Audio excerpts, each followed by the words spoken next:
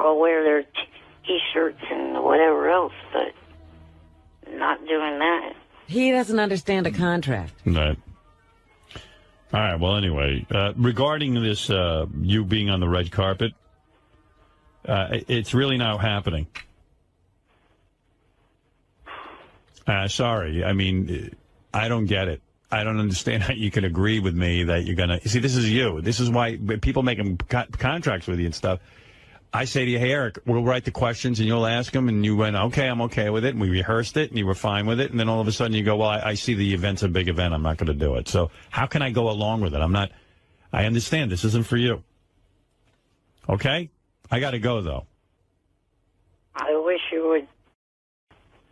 I'll agree to do your first question, though. No, we can't trust I don't trust you. I know you'll get there and you won't do it. I know it, Eric.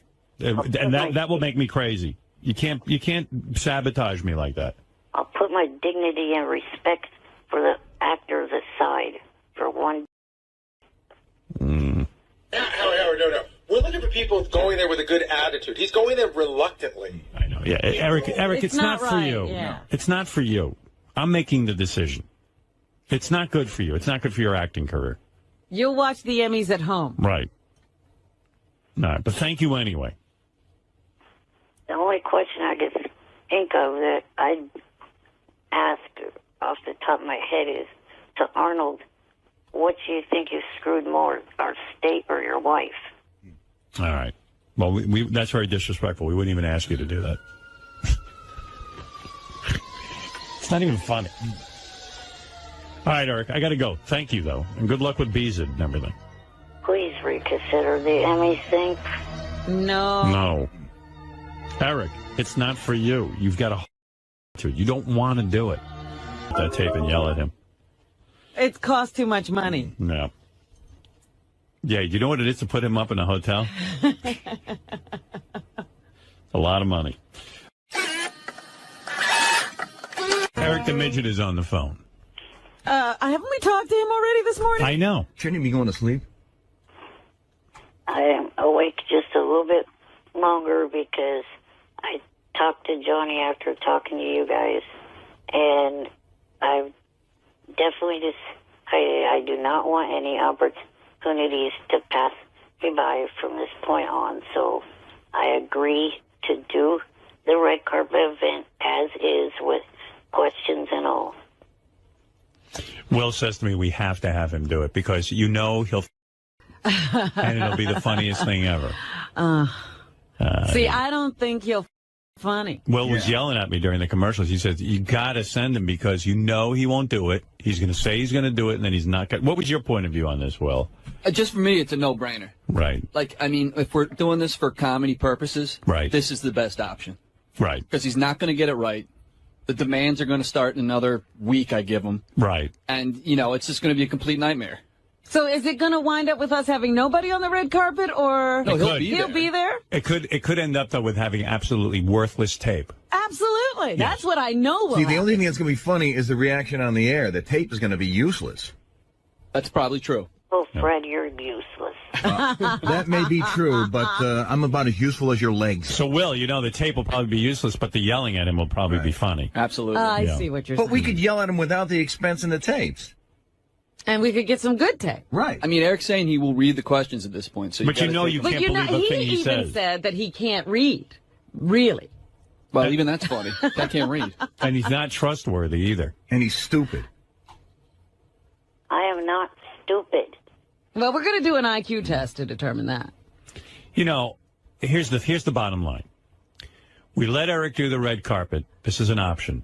Knowing full well that, A, we'll probably never even get him to the red carpet because something will go wrong. Right, on the day of. Right. B, he's going to become a pain as soon as I agree to this. Like, Doug's not going to be able to tape it for Howard TV and all this. Which is a question. Eric, are you willing to agree to all of the stipulations now? Well, not the... See. No, I don't want... No, I understand you don't want cameras in your house. Right. They could tape me at the event. But what about in the car? No, not that either. Ethan. What's the big deal about the car? Right, and we don't have to buy you tires for your handicap van like you put in that email. Oh, my God. I didn't even hear that. He Yeah, wants new tires, oil change. He's going to nickel and dime you for everything. Well, that's that my he point. needs. Let's agree to it, and then by tomorrow we'll be done with him anyway. Did you pay complete attention to that? That was not me. I was saying that because that's what my dad says from every trip from here to L.A. using that van from this point on. Mileage money has to be included to cover upkeep on that van. It's his van that he makes payments for. Oh. See, it's just a whole mishigas No, with him. you don't want to get started with You him. want to get started retiring his car and then oil changes. And... Eric, you realize we're doing you the favor. You're not doing us the favor, right? I realize that. So you have to give a little bit. Yeah, but he's saying he has no money and that his dad makes him get The new only tires. thing he gives us is aggravation. That's it. Howard, listen, in all fairness, I'd be willing to give him a small stipend to make the trip, to cover gas and stuff, but I'm not putting tires on the van. Right. He's going to want a new paint Do we job on do we the need to thing. redecorate your house? No, I would like a hot tub. And what's the explanation for in your email? Okay, so you need tires, and then at one point you're like, just buy me something off my Amazon list. Right. Oh, yeah. Oh, that Oh, was the his- camera. He wants a camera, a tripod, and everything so that he can tape himself in his car. And any idiot knows he has an Amazon list of things that he needs, including a camera. He's so obnoxious. This is just a And shakedown. why would we want you to tape it when we have a full, we would have a professional crew person tape it in the car and we'd get the right sound and the right picture. Right. You're not going to be able to tape it the proper way. Right, Dougie? He can't tape. No, absolutely not. But I'm tempted to let him try, and he also wants to edit it. I'd love to see what that looks like. Oh, my God. Guys, you're going to end up with nothing. Exactly. I know. My gut is telling me to just bail on this whole thing. Bail on it. Because once I... Let's take a vote of the people. All right. Doug, you vote no. No, Eric the Midget? Even though you know he'll lie. I'm with Will on one. It's I mean, like 50-50. I'm saying we go in. This is your option. We go into it knowing Eric It'll is be going to. totally screwed. Eric is lying now. Eric just wants to get to the red carpet. Eric will not ask the He wants questions to we meet told him. celebrities. He's going Right. to start everything with like, "Hi, I'm Eric from the Howard Stern Show. I'm a big fan of yours. Can I ask you a crazy question?" I really don't want to ask this, but... What was your Right. favorite role? Right. It's He's yeah, not right. going to read the questions. He's going to go on his own agenda. playing Dexter? Yeah, I mean, it's going to. It's going to be. his own question. But is the funny? No. All right. So Fred, you vote Eric don't no. Absolutely All right, not. I'm gonna go around I'll tell the you one room. thing. If Eric thinks it's going to be a good interview, put up your money first, little pitch, Eric, or whatever the your name is, and then we'll pay you if it's worth anything. No, all right. Fred says no. No. That's a no. All right. No. Doug. I have to say no. All right. Gary, what do you vote? For all the reasons you just said, and because he annoys me, I actually vote yes, because I think this will prove once and for all that he's incapable of following any directions, and then he leaves us alone. Right. So we're taking Leave him no. alone. we're taking Right. knowing that he's coming back with nothing, but that every time he calls, I I mean, can how say, funny it'll be. We're having this Oh. discussion, and he's going to come back from the Emmys with nothing. right. But I think it's great. But why waste the There's money? no way he's going to be able to do it. Because you know what, Fred? It's He's a not fuck up. It's not what he doesn't get there. It's the whole experience. The trip, I can't bring it get there. It's the whole experience. The trip, I can't bring a camera. But we know I the got answer We're gonna get already. phone calls in the middle of the night But because it's going to credit be. card doesn't He work. actually is trying to convince us that he's going to carry this on. And we're giving him a free trip. But we all know He's it's using to us the for a trip. contrary. He's All using right. it for a Gary trip. votes yes. I do. Robin, your vote, please. We know he's lying. We know he's Right, incapable. And I'm we'll... not lying. I watch. Oh, stop it. When have you ever told the I've truth? seen correspondents do, this for Jimmy Kimmel, Lopez Tonight, and I really want to do this. That's Johnny convincing you. Right. No, You it's didn't not. think of that on your own. He's like Sal. Stop He, it. he doesn't know he's a racist till somebody tells him. Right. All right. Robin, I'd yes say or no? yes. You say yes. Wow. Jesus. That's a shock. All right, so far we have 2 no's and 2 yes. I'm going to put Will down as a yes. All right, Benji, you get a vote. Go ahead. Yes or no on Eric? Definitely yes. Why? I believe in him, and I think he'll do a good job. Not for the reasons you're saying. I think he'll do a good job. All right. And if I'm not capable of taking direction, how did I do it on a TV show. Because you didn't have to ask celebrities hard questions. By the way, that show hasn't aired yet. Who knows what you did? Yeah. Right. I heard they were, you know. You could have been a paperweight for all we know. All right. Let me get some more. Way with yourself, Olivier? Jason, you want to vote? And John Hine. Jason, John Hine. JD. And Scott DePace because of his high IQ. Scott, while you're sitting there, what do you vote? I definitely vote no. Why? You're the smartest guy. Why? Even if he does it, he probably, it won't even get the words out. It's just going to be pathetic. All right, that's a no from a very intelligent guy. Scott, go try to sell your video caddy or whatever it is. Jason Kaplan. I'm going with a no. I don't think it's worth it. I think we get to yell at Eric all the time for free anyway. Right. And listen, he's not going to care if he screws it up for us. He's just going to see it as, hey, I went to the Emmys and had a great time, and screw Howard. And he's getting to see Kimmel and the other shows. He's going to leave us holding an empty bag. You're basically paying for his fun day in L.A. All right, John Hine. I think either way it's going to end up as a no. If you say yes, he'll screw it up. But my vote would be no, because I don't think Eric has been thankful enough for the opportunities had in the past. And a lot of times he changes his mind, and I don't know if he could help himself, but work in his own stuff if he actually did it. So, unfortunately, Eric, I'm going to have to give you a no vote. All right, well said. And the final two votes from Richard and Sal. Richard and Sal come in, and JD gets a vote as well. JD, yeah. Uh-huh. Will has something to say. make. What if Eric were to agree to some punishment if he doesn't? He won't. Like if he has to fly. He'll agree and he'll lie. With that either. Like he always does. Right. All right. JD, what do you vote? I say no. I'm tired of his so he needs to learn a lesson. And you also don't want to go through that bad tape. I know you. Well, listen, What if the guy, Benji seems to feel Eric will go out there and home run and ask all the questions, and he will be a phenomenon. There's no way that can happen. No. Eric explained to us yesterday he can't read off of paper. And by the time he's already insulting the Robin, question. you voted yes. But I'm voting for the debacle to be aired. And by the time he finishes a couple words out of the sentence, the celebrity will be done with him and walk away. Hey, Eric. Yes. So you're totally cool with some of the questions will be offensive, and you'll read them straight? Yes. No, I don't believe him. He can't. I guarantee you he can't. I say no. All right. Finally, Richard and Sal, the final votes, and then I will vote, and then I'll add up the votes. There's been a very late swing in no's. Oh. I don't hold out much hope for Eric. I am going to vote yes that we send him, because I think it'll be hysterical when he comes back. I wish you hadn't said that, because now Sal's going to vote with you. No, he's not even listening. Where is Sal? Where's Richard? Quickly, Sal and Richard. Get in here. Sal, Richard, you have the... What is this? Why can't I get a hold of those two morons? Richard's on his way, and Sal's not here today. Oh, Sal's not? All right, Sal's not here. Okay, you can vote for both of you, since you vote in a block. No, I say no for no. All right, that's 2 no's. Richard, stop. What does that say? What am I supposed to do? I'm just trying to look healthy. You look like an empty sack at this point. I don't know. I think he looks better to me. Yeah, no, things are beginning to start hanging. At least he's healthy. Yeah, well, I was thinking. I don't know if that's a healthy look, because I think what he's doing is drinking and not eating. All right, here we go. Here's the final tally: 1, 2, 3, 4, 5, 6, 7, 8. No, I'll count 1. I'll count that as 1. What? Richard's vote. Okay. I'm not going to, All right, so it's 7 no's. 1, 2, 3, 4 yeses. Oh.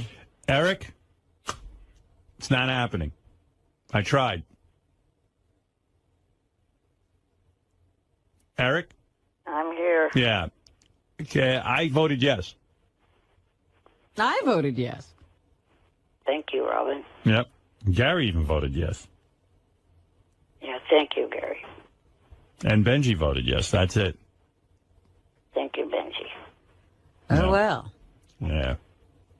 You had a good thing. You blew it. You got to jump on opportunity. It only knocks once, they say. Right. All right. Well, thank you anyway, though. Thanks for the offer. And maybe another time. Right. Yeah. Okay. Thank you. Bye-bye. I, quite frankly, was reading a list of replacements for Eric. Yeah. And, some of those names were very funny. Go, yeah, listen, there's no shortage of people to do this. And I don't think Eric would be nearly that funny. Eric will. That's what he'll do. Oh, I won't. He will. Eric, I know you better than you know you. You're going to get on that red carpet. You're going to have a change of heart. You're going to choke. Yeah. And you're going to ask your unfunny questions. Right. I've had change of heart. I want to do it. Yeah. Well, I took a vote. I thought people would go for it. You know. And by the way, it's not lying. It's changing of the mind. Right. Yeah, but you could change your mind at the red carpet, and then we're screwed. I would not do that. Well, you don't have to convince us. We were for sending you. You know, it's guys like Fred who don't want you. Yeah, I'm not delusional. Neither am I. All right, thank you. See, if you acted like this at the red carpet, then maybe you could go. Right. But I know you won't. With us. Because you lose your balls when you stand in front of celebrities. All right. Hey, thanks, Eric. I can't spend any more time on this, but thank you for asking. Bye-bye. All right. So I guess, we didn't check to see if he's actually going to get in the bee costume for Beezus. That's up to him. I have nothing No, he to do said he with wasn't going to turn down any more opportunities. So. that he's turning down, I get a feeling. Wheels, go ahead. Man, I can't imagine him and Frado plotting every day on the phone. Anyway, I mean, seriously, mind meld of two idiots. The dirty details of Eric the Midget's purported promotion deal with online penny auction site Beezid. The alleged contract stipulates Eric and roommate Jan not only must wear Beezid clothing, costuming, or apparel, but if someone approaches Eric or Jan at a public event, they must respond with a buzz sound. And a Beezid logo and flag must be attached to Eric's wheelchair. Wow. Well, that's a very, very heavy contract. Eric claims he didn't understand. Now, speaking of red carpets, Gary, because, I'll try a segue there.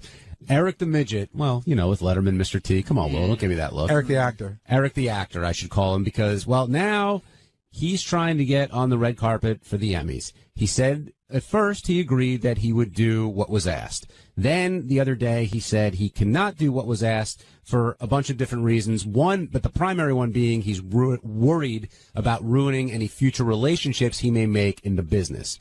And today he called in and all of a sudden he said he doesn't want to pass up the opportunity. He wants to be on that red carpet. And everyone was kind of on the fence about it. And Howard brought it to a vote. And I believe it was 7-4 no.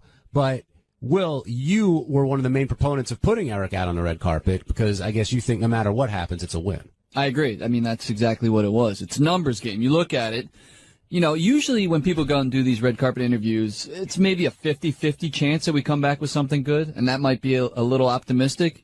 So with Eric, you're going to get something that's worth playing. Even if he does his own questions. When he was reading his own questions on the air the other day, I mean, they were funny. It's funny just to yell at the little guy. So I think it's definitely a win-win for us, and better than any other option we have. But with all the demands he makes, does he even get to the red carpet? I think he gets there. Yeah, and I think at this point he's starting to realize, well, I really want to do this, so maybe I have to play by their rules. If he had to take a plane and stuff, but Sacramento to L.A. was 4 hours, 5 hours. Right. I mean, I think he can pull that one off. What did you vote, Gary, and why? I voted yes. Because I want to watch him crash and burn, so I don't have to take a my feeling was send him, let him hang himself, give him enough rope, let him hang himself, and then every time he busts my balls on the air, I could say, you can't be trusted to do anything. And if he proves me wrong, awesome. I got great tape. Yeah, I sided with Fred. I said no because I just don't think he's grateful for anything. This is yet another opportunity that he's just, it's got to have it his way. But that's why he's great, because he's not grateful for anything, and he's so genuine about it. Understood. And I said, even if you say yes, it's going to end up being a no because of what we just talked about. But it seemed like the person most adamantly against it was Doug Goodstein. Like because it's costing Doug money. You know what I mean? In other words, Doug's hiring a crew for the red carpet, and then he was going to hire a crew to go with Eric from his house to the event. So if Eric, any of that, it's hotel rooms, it's people you have to pay for the day. Like if Eric doesn't show up, he's got to pay a video guy and a sound guy for the whole day, which is probably like a couple $1,000. If he sends somebody to go travel with Eric to make the trip to L.A., he's got to pay a guy, get him up to Sacramento, put him up in a hotel room. So Doug told me off the air, he goes, I just know he's going to cost me money to no end. Now, if you missed it, here's a little bit of Eric agreeing or offering himself up for the red carpet. I definitely I do not want any opportunities to pass me by from this point on. So I agree to do the red carpet event as is with questions and all. Will says to me, we have to have him do it because you know he'll and it'll be the funniest thing ever. See, I don't think he'll funny. See, but you know, here's the thing with him. You know how like when you listen to Sal comes on the wrap-up show and he goes, you know, white women shouldn't drink because they end up with black guys. Then he comes back the next day and he goes, apparently I was wrong. He doesn't know he was wrong. Somebody told him he was wrong. That's what I get out of Eric. Eric hasn't had a change of heart. Someone has explained to him to have a change of heart, but he's still not on board. Will he ever get on board fully? I think, again, being out there, I've sent a lot of people out there to do those interviews. I've done it myself. It ain't easy standing up in a crowd and being in the crowd, especially when you're on the red carpet. Everybody wants to make nice. Nobody wants to piss anybody off. If you're the idiot that pisses somebody off, then the celebrity moves ahead quickly and you for everybody. So there's a lot of pressure doing that. And you know, if people start yelling at him, first of all, you start yelling at a guy in a wheelchair, you probably go to hell anyway. But if you start yelling at him, I don't know that he'll cave. But since he's such a fan of the celebrities, will he be able to ask the tough questions, or will he distance himself from it? How do you think he'll handle it? I think you started to say it during the show today. It's going to be a lot of, listen, I didn't write this question. I work for the Howard Stern show. They make me ask this. That. And by the time you get to that setup, the question's not funny anymore. And he can't read off the paper, he was saying? He just can't read. Well, he said he has difficulty, you know, remembering what the question is or reading, and then, you know, multitasking, I guess, is the basic problem. We should just make every question. And simple math. Yeah, what's 9 times 7 should be every question to every celebrity. Jim in Carolina, you're on the wrap-up show. Yeah, hey, guys. Man, I hope Howard, you know, changes his mind again and lets Eric do these interviews because that's really can't miss radio. You can't lose either way, whatever happens. I agree. I'm on that bandwagon. Now, Sal, Richard voted for Sal. But Sal wasn't here today. So Sal came in tomorrow and said, no, that's not my vote. That would make it 6-5.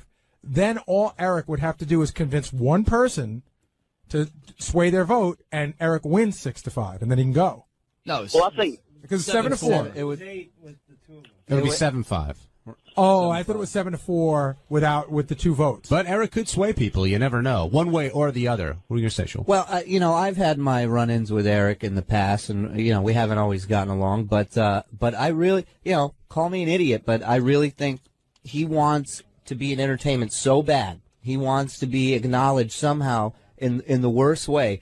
And he even brought up to me about, you know, I was thinking about it. He said, and Stuttering John going out and asking these questions and didn't hurt him any. He landed a pretty good gig and made some good money afterwards. And, you know, I think you have a point, Gary, with sometimes he has to be told that he did something wrong or that he screwed something up. But I agree with this caller. It's a win-win for us. Like, so we pay for a hotel room, you know. So what? The content you get out of that is, you know, it's gold. And you know what's going to happen? It's going to have long-lasting repercussions, meaning Eric will blame us in 3 years for not getting work because he insulted the fifth lead in One Tree Hill. Well, you know? When I first talked to him yesterday, his take was, originally he said, I don't want to do it because I don't want to screw up any possible acting gigs. So I said, Eric, how long have you been calling into the show? He said, close to 8 years. I said, how many acting gigs have you gotten in 8 years? He said, 2. Right. I said, I don't think you have too much to worry about, you know? And we were responsible for both of them. Absolutely, which is what I told him. And by the way, the line of the day, once again, goes to Mr. Fred Norris when we talked about, what was he on Fringe? Fred goes, we haven't seen it yet, for all we know you were a paperweight. Fred gets so angry with Eric. He, like, lights up. And then Eric left me all these angry messages because I said, hey, if Eric's listening, you'll call into the wrap-up show. And he left me a voicemail about what a moron I am, how I'm so stupid. I must have cheated on the IQ test because he has to sleep. Why would he be up during the wrap-up show? And I'm like, well, why would you be up for anything? You don't do anything. He's the busiest unemployed person I've ever met. Mike in Philly, you're on the wrap-up show. Hey, guys, I got a couple things. I wouldn't let Eric the Midget do anything. Like Gary just said, you know how he's going to be a lot of, like, well, I didn't answer, this isn't my question. I think he'll push out unless you guys tell him. Make sure he has to say, I'm from the Howard Stern Show, not I'm from Sirius Satellite Radio. No, you want him to say he's from Sirius Satellite So Radio, they stay. not the Howard Stern Show, because then once you hear Howard Stern, in people's minds they go, oh, it's Howard, and then they know something weird's coming. The whole point is for wacky questions to come from the odd guy in the wheelchair. Right, and we've as a show that's never happened. Like you guys never sent a handicapped person out to really ask questions. I'm dying to see what celebrity would be big enough to like yell at him or scold him. I think if he does pull him off, they're not going anywhere. If he does it right, someone will tip him over. I agree. A lot of people wrote in. They think Eric the Midget would be outrageous on the red carpet. That I should reconsider. Send them anyway. Who cares? He's never going to make it to the red carpet. They want this thing to be carried out. And then there are more people saying, what the hell is wrong with you? How can you keep putting this no-talent, retarded midget on the air? I'd rather listen to Marianne from Brooklyn read Shakespeare for 5 hours than listen to 5 minutes of this flap whine about his sorry life. No. This one says, stop with Eric. He's a bore. Won't do what you want. And in the end, you won't have any red carpet tape, which is what we want as listeners. And people say, Eric, then it goes the opposite way. Eric the Midget would be amazing on the red carpet. The stories alone would be more than worth sending him. And, that was my feeling, too. Mm-hmm. But we'll see. We'll see what happens. All right, Eric, you're on the air. Say good morning to everyone, Eric. Good morning, everyone. Good morning. Good morning, the fake Joe Pesci. Howard, Time Magazine came out with the 100 people who have changed the world, and because I see Oprah Winfrey alongside of, a picture of Jesus. Do you think that you should be alongside Oprah Winfrey? Oh, this guy's so ponderous. What is he talking about? I don't know. I'm zoning out. He's zoning out when he let me a little half fag. Yeah. Who's this guy? I don't know. What do you need to be heard? I mean, my God. Unless you go write a poem or something. Go do a talent show. He's so smart. Little fag. Hey, he's real intelligent. Little Yale fag. Eric the Midget, you're on the air. Good morning. Good morning. I was calling in. I know I got voted down to do the red carpet event yesterday, but I was hoping maybe there... Eric, listen to me. Listen to me. You've even written on your website that there's no way you're going to go there and ask our stupid questions. I read it. This was after saying he would? Yeah. Eric, you don't want to. You just wanted a freebie to the red carpet. You're going to lie to us to get there and then do whatever you want. Yeah, is what you're saying. you know what I mean. I got to get this done. It's something important for my show. I know you have your own agenda and everything, but why ruin my show? This is why it's called a job. You have to do things you don't want. Yeah, I mean, I can't really trust you, and I'm not making a bit out of it or a joke. I'm saying it as a human. I know you want to go, but I really need this job done. I need the celebrities to hear from us and hear our questions. I really do. I mean, and it's going to mess me up. You have to go there as our representative, not as Eric. And by the way, Eric, it's so difficult to ask celebrities uncomfortable questions. It ain't a walk in the park. And I don't think you're up for the job, and it's not an insult. It's just the way it is. And I think you're going to screw me over. Out of anyone that you could choose, why the hell aren't you going to choose me? Okay. I watch a ton of TV. I'll repeat myself. I know. I won't choose you because I think you're lying to me. I know who these celebrities are better than anyone that you could. Yeah, but you don't get the essential element of this. I need our questions asked, not your questions. You're going to be all starstruck and just want to say hello. I'm telling you. Somebody on Facebook came up with a good idea. What if I first them to reel them in with other questions, then out of left field them with one of your questions? Yeah, well, my questions are crafted that way. Some of them are very, very... He'll take 15 minutes to get out one question. He'll never get to our question. Yeah, hey, look, I got a big celebrity here, Joe Pesci. I mean, ask him an offensive question. Brewer. No, it isn't. Pesci. Are you out of your mind? Jim Brewer's a pain in my balls. Every time I want to escape, that kid brings me right back. He brought me in his butt. He's a pain in my balls, that kid. He's a How good kid. dare you? He looks like he's high all the time, though. Eric proving how smart he is. Who is this guy? Who is this guy? That's not part of the IQ I test. can't even. Is he a real listener? Yeah, he's a real. He's listener. real. He's a real He's listener. real I as don't they even know. get. Yeah, who knows who he is? What does he do? What's going on with this guy? I'm real. You're not. Whoa. You I'm coming sorry. at me now? I'm sorry. Who's this guy? Eric? What are you coming at? Why is people coming at me for? Even the questions that we craft are not all of them are outrageous questions. We do have some softball questions, but I don't want your questions at all. And I know what I want. I want a guy to go there and ask my questions, and you're not going to do it. And I understand why. Some of my questions would even kind of be in the ballpark of what. No, they're not. What? Name one. Yeah, I'm telling you, I know his questions. Like if he saw. What's your next movie? Yeah, right. Oh, what? No. No. Is there going to be a sequel? Season begin. Fred, will you shut the and let me speak, asswipe? Oh, this guy's got problems. Yeah. He's got real problems. Give me one of your outrageous questions. Yeah, Go ahead, human doorstop. Go ahead. Interview Robin. Ask her a question. Well, okay. An example is if Christina Hendricks from Mad Men came up to me. Go ahead. It's a really extremely hot redhead with big natural breasts. I would ask her, would you ever consider doing Playboy, showing just your breasts? You don't have to go.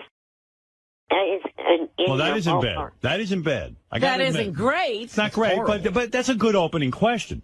But then he'd have to get to our question. He'd have to say, if he said, "Can I Bronski you?" That would be. Well, yeah, that's the Can I climb inside your womb? I think he thinks that is the crazy question. Climb inside your womb. I think he thinks that is the crazy question. I know. That's what I'm saying. He thinks that's crazy. And he's going to think he's going to get away with it. Eric, I think that's the warm-up question. And then another thing I could ask is to someone like her or someone else, if you found a movie script, a really good script, you liked the part and everything, but then you eventually found out there's a scene, would you still take it? Well, that's good for a warm-up. Warm-up. One warm-up, and then you got to get into the good stuff. See? Yeah, that's where I'm going to nervous. give you those watered-down questions. And people are walking away already. They don't have time for Right. Eric and his half-hour-long questions. Right, that's the other thing. You only get like a minute with them. Eric, it'll be a disaster. You can't do this. It's too strenuous. For It'll you. be uncomfortable for you. We won't get what we want. It's going to be... Where's Shuley? Where is Shuley? What's he got to do with anything? How does he involved in this? Because I did an interview with him yesterday about this. Yeah, I tell you, if you said to me, listen, Howard, whatever you put on the sheet of paper, I'm reading, and that's what I'm going to do, that'd be all right with me. But I'm also thinking of the physical demands. Like people have to be aggressive. They have to really get their questions in there. Well, you know what? He wouldn't have to be aggressive because he looks, and don't take this the You're wrong way. thinking that people will walk over. Yeah, people are going to have to, they can't ignore him or else they're, you're going to be people who aren't into the handicapped, and then they'll be branded with that. Right. No, everyone will walk over to him. There's no question. But they don't have unlimited amounts of time for Right. him to give them 50 softball questions. Well, once he sees a nudnik, they're going to walk away. What is it, Shuley? Why is he calling you into this room? Well, I talked to him this whole week about this thing. Right. And yesterday I interviewed him. And, Will brought up an interesting point where, you guys lay out the game plan for him. If he deviates from that, then there should be some sort of punishment for him for not doing the job. Right. So I figured the only punishment that's worth throwing out there is the flying with balloons, something we've wanted He's for a not long going time. to do it. No. Well, he agreed to it yesterday. He'll agree to it, but he'll never show up. Right. Don't trust him. Shuley, you're falling into the Eric the Midget trap. I've fallen for it already. I'm an expert on Eric the Midget. This guy's a midget? Yeah. A midget? Yeah. We're talking all. Yeah. If you're Joe Pesci, you're not much taller. This guy's pretty funny. Right. Maybe we should put him on a cover. Maybe he should be the new balloon guy. No, the kite. little fly kite. Fly kite. Let's get a little midget fly. Put him on a red carpet with a big. We wanted to fly him, but he didn't go for it. We should fly him on the red carpet. Fly him on a red carpet. That sounds good, Howard. Yep. I like your idea. So you don't buy into it, Howard? I don't buy into it. I love Eric. You know, despite all the haters out there, I do love the guy. I find him amusing. But I do know this. If I send him to the red carpet, we're not... Is there a joke in the fact that Eric's going to totally... Yes. So if everyone wants to hear Eric this up and blow it, let's send him. But just know he's coming back. He's going to come back with nothing usable. We're going to sit there and listen to it and just talk about how bad he is. Because he's not going to ask the funny questions we write. And we'll have blown an opportunity That's because right. how often do we get invited onto a red carpet? Rarely. Not that. Never. No, that. Who's going to see the guy? Right. He'll walk right But past him. he's multiple handicaps. There's no... He looks like Jimmy Kimmel, he said his hands are like plums. I mean, no one can walk by him and ignore him. Right. Right. And that's the beauty of it. He's that deformed. A little bit of an eyesore. Right. You got to wear a hat. Yeah. And so you have to stop. As a celebrity, Mr. Pesci, you know if you ignore You a got to guy... sit and you think he's from some organization. Right. If you ignore him, you know you'll be banned in Hollywood. Yeah, I don't need some organization picking at me going, you ignore what's the matter with you? I'm not going to go see a movie now. So... Poor Bessie, I feel bad for him. That's my point. So there is a plus. They will come over to him. Will he ask them anything? No. He will. The interviews are going to be the most boring interviews you ever heard. What movie? It's What movie? It's a premiere with like an Emmy. It's the kind of Emmy. thing. Oh, all right, Yeah. all right. Who's going to mess it up? What if to ensure that I don't, instead of hanging something over my head if I mess up, give me a reward to succeed? What would be the reward that you're looking for now? Something that you guys were going to set up for me for the last couple of years and still haven't. What's that? That's a one-on-one meeting with Brandy Tour. Let me see something here. Now, maybe you're onto something. If you go on the red carpet, you like this guy, huh? Yeah. All right. This is entertainment. If you go to the red carpet and you succeed, and by succeed I mean ask our questions, right? I have to set up an interview with Brandy Tallur for you, one-on-one. Can I make that happen? I don't even know who Brandy Tallur. I mean, I can't guarantee I can get that, but I would try. I mean, like in a real way, I'd say, hey, will you meet with Well, Eric? can somebody make some phone calls today? What is it, Will? We can definitely make that happen. You could? Yeah, we've talked to her a bunch of times. And So in other words, what would it be? Eric could fly and interview her somewhere? Yeah, definitely. That's what you're after? Or here. Right, I mean... Well, I'm not sitting and listening to him interview Brandy Tallur for an hour. Oh, you mean have her on this show and have Eric be the interviewer? I would just let him go interview her, and then we'll cut it up or something. Yeah. Because it'll be too boring. Or make it a 1 hour show on 101. Him interviewing her. Oh, my God. The Eric Show with Brandy Tallur. Okay, that I do. Yeah. Why don't you fly a kite and drop him over there on top of her? He can fall inside of her. Fall inside the car. Right. Eric the midget, he's in a... Where'd she go? He's in there. He's in over there. We lost him. He's in a... car. You think he'll fall in? Well, you're going to see the little balloon hanging out. I was listening to some tape, so I didn't hear everything. But you're saying that if he does a good job, he gets a reward? Yeah. Yeah, that's what In he other words, proposed. because listen, this kid... I've never given a reward to anybody I've ever sent to this event. Listen to me. It's a home run. Gary, you see a 121 IQ. For once. Yeah, I'm doubting that. Listen to this. You take this guy. He's a midget. Nothing is better than midgets. No right? more of midget. It's pure entertainment. So, Everyone loves a midget. He goes, does the interviews. Now he's got incentive. He asks our questions. If he doesn't ask our questions, we're going to yell Brandy Tallur. Yeah, we're gonna play it on the air and yell at him. That's a home run show. It's a home run. If he wins, then he goes and interviews Brandy Tallur, and we air it as a special, an hour special on 101. Everything you said is great. It makes me crazy how he manipulates us. Is he manipulating us, or are we manipulating him? I'm not sure. I think it's a little of both. It's a good question. Thing is, we all end up with entertainment. This is what I'm saying. Now, let me ask you a question. He goes to the red carpet. Go ahead. Who even knows if he'll make it? Hold it. Right. He asks the questions we want him to ask. Right. It's still a debacle because he can't really get to anybody. He can't get out the question because he can't read off a paper. You know, it's just a mess, and everybody just walks away from him after he asks the question. We get no good tape. Right. Does he still get Brandy Tallur? No. All right. Right, So 'cause he he sucks. really has to succeed. Who's the final judge of? If he I made am his- the judge. He made his best. I'm effort. the judge. Okay. I'm in. If I feel he made his best effort, then the fine, I'll do it. I got $10. He's going to have an hour special, this kid. Yeah, you're banking on him. $10. He's going to have a little hour special. Who's going to pick All him right, up at the Eric. line? You hooked me in. So he's back in He's back in. with the Brandy Big Tallur. mistake. You think so? Pride. Yeah, you know what he's doing right now? I see it from a mile away. You in. He's going to convince you that he did a good job, even though he did. Or he's And gonna you being feel a bad. good-hearted person are still going to give him the Brandy Tallur Right, interview. right, And he's going to get everything he wants, plus a new set of tires for that. Right. Where he that- probably uses to go out and pick up, something with. For that, there's a way around that. Oh, he thought this through. Instead of paying what my dad wants, the mileage money for upkeep on the van, rent a van for Jan and I to take down to L.A. and bring back.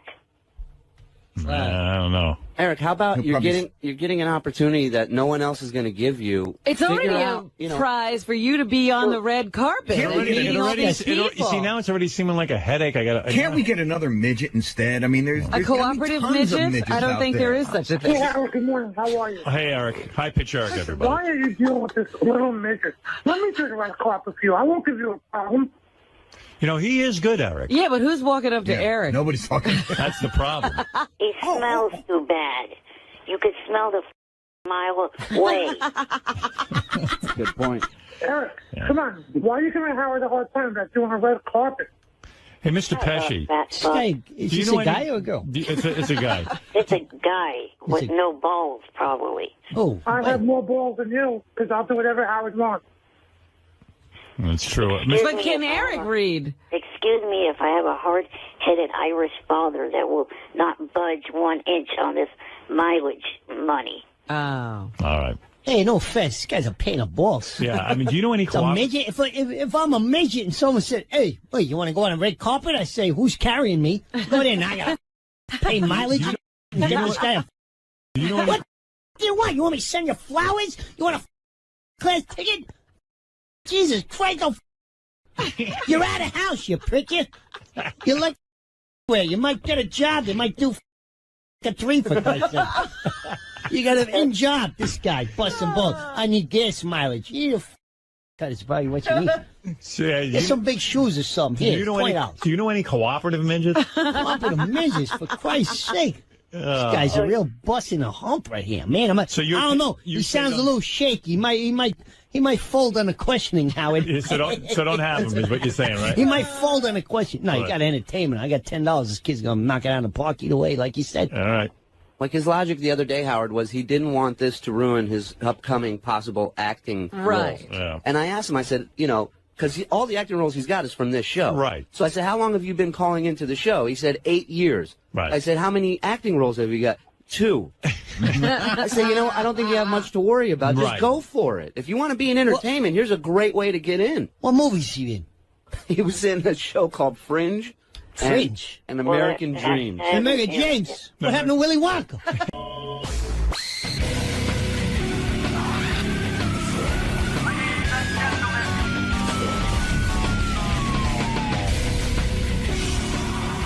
Hey, good morning, everybody. I know what you're saying. Is there anything exciting happening this morning in terms of an announcer? Well, listen to this. Listen to your announcer. I'm George Takei. See? And during this time of crisis, I'm reminded of the Japanese phrase gaman, which means to endure with fortitude and dignity. And to that I add hitonomi en, which means I proudly swallow. You're listening to The Howard Stern Show. And he does. Thank you, George. Wow. Good morning. Good morning. Good to see you. Good to see you all. My first visit with you all this year, the year 2011. Is that right? It is. This is the first time. It's been 4 months since I last saw you all. You know, it's just been too long, my friend. Much I've missed too long. him. Yes, I was wondering when you were going to get back in here. Live long and prosper. I am living long and prospering and getting up every morning at 4 a.m. for you all. Doing any... by the way, George turned 70... Not yet. Not yet. When are you turning? On April the 20th, I turned 74. Unbelievable. Wow. You're in great shape. I saw you this morning in the hallway, and I said, man, this guy looks healthy and fit. I mean, you look good. Well, I believe in the law of nature, and, you know, I'm a law-abiding guy. I just go by what But it the does law make is. you angry that you take such incredible care of yourself. I mean... What is it? Why would it make him angry? It's not because incredible. his partner, Brad, is not thin. Oh, that part. Well, I try to restrain myself because I was scolded by you last year. No, but between us, I know what you're saying. Yeah. You know, when one person works so hard on their physique, I mean, you do. I mean, it ain't easy staying thin. I'm sure you watch what you eat. I'm sure you work out. And you do all of that. I do all that. You can. Does Brad just lie around? Does he not try? Well, you know, he doesn't. used to be fantastic looking. I mean, he was Yes. an outstanding marathoner. Uh-huh. But now, when I'm doing my exercises in the morning, at least he walks with me in the morning. He will walk. He will walk. But he just is there at his computer while I'm doing my sit-ups and push-ups. Doesn't that irritate you? I mean, you're doing sit-ups and push-ups, and he's like just sitting there at the computer. And you know something? I'm going to tell you. You know, Beth and I work out together. We go for runs and stuff like that. That's fantastic. I really admire that. And I like that because, like she even says, you know, I would have a hard time, she said, with you if you didn't take care of yourself, you know, and I think vice versa. You know, as much as I want to say it shouldn't be a big deal, you know, but it is. I mean, you do want someone to be reasonably fit, right? Exactly. And, you know, it isn't really that hard. It becomes part of your daily routine, Well, like what brushing your happened? teeth. Brad was a marathoner. Yep. And what happened? He one day just quit? He used to be a journalist, economics journalist, and that was a high-pressure job. And he smoked back then, too. Oh. And, you know, so he had all his bad habits from the journalistic world. And it eventually caught up with him. He became my manager, and he didn't have to have those pressures. So when you guys are naked and you see him, he's pudgy, and you want to see him ripped. Exactly. At least thin. I use a lot of imagination when Right. Do you turn off the lights? Do you put the lights down low? No, because I'm a visual as well as tactile guy. Yeah, but do you ever go like, you know what, okay, Brad's a heavy guy, so what I'll do is I'll turn the lights down low, or maybe what I could do is just stare at a certain part of him so that I don't see how fat he is. Well, I try to, you know, we wrestle, as you know. Right. Yes. And I search for the musculature. You look Did I say it right? Musculature? When you say you search for the musculature, what does that involve? In other words, what do you do? I mean, what do you mean you search? Squeezing him real tight. To feel the muscles, to get through the fat to the muscle? Right. Oh, dear. Hey, poor you. Musculature. No, that's a good exercise. How long did he stay good for? After, like, you were in a committed relationship We were with him? together for about, well, it's gradual, but I noticed is getting a little bit pudgier after about 10 years. After 10 years. That's usually, that's when it happens. And how long have they been together now? Oh. We've been together. We're 24 years now. Next year will be our silver anniversary. Wow. Very nice. Very nice. Well, would you... I know at this point in your life, I guess you couldn't imagine, but do you think you'd ever leave Brad because he's so out of shape? No. Do you think you're ever tempted to cheat? I've been tempted many times. Right. But, when you really love someone, you think of hurting him. Yeah, and don't you think that, like, I bet you when you go to, like, a Star Trek convention or something, and there's just some, good-looking gay dude there, I bet you, like, in a way, they would love to get you in bed because, you're the prize over at those Star Trek conventions. Is that where you mostly trophy star. Is that where you get, is that where you get proposition mostly? on those cruises? No, not just there. There are and these guys innuendos handed to me. And these guys in are bars. young. And these guys are young. They're young. Yeah. What is the line? What do they say? Hi, sugar tits. Oh, sugar tits. You are mine. You know what it is, though? I mean, they see you. You're an older guy. You're successful. They're looking for sugar daddy. And you're in good shape. Well, that's always in the back of my mind, the sugar daddy part. Well, like I always say, there's nothing sadder than an old queen. Exactly. But, you don't play that part of old queen. I mean, you're spry. You know what I mean? These guys could get into it. But I want to know, what are the innuendos? What is the little thing they drop? A load. Tactile little things, Like they touch you. Yes. Ah. And, the juices start happening. A lingering hand. The electricity flows. What are you doing in these bars alone anyway? No, we're together there. Right. But, some of these guys are pretty... forward.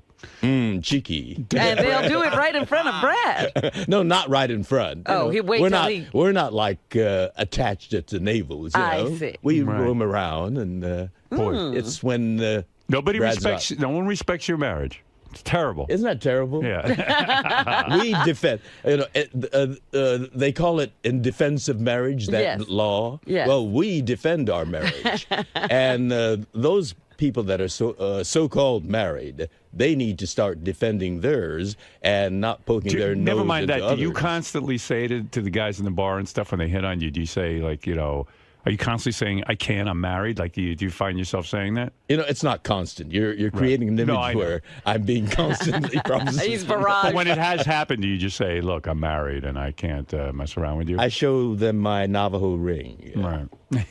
Look at my Navajo.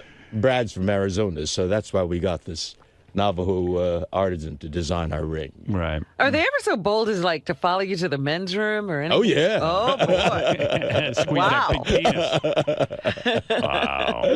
Well.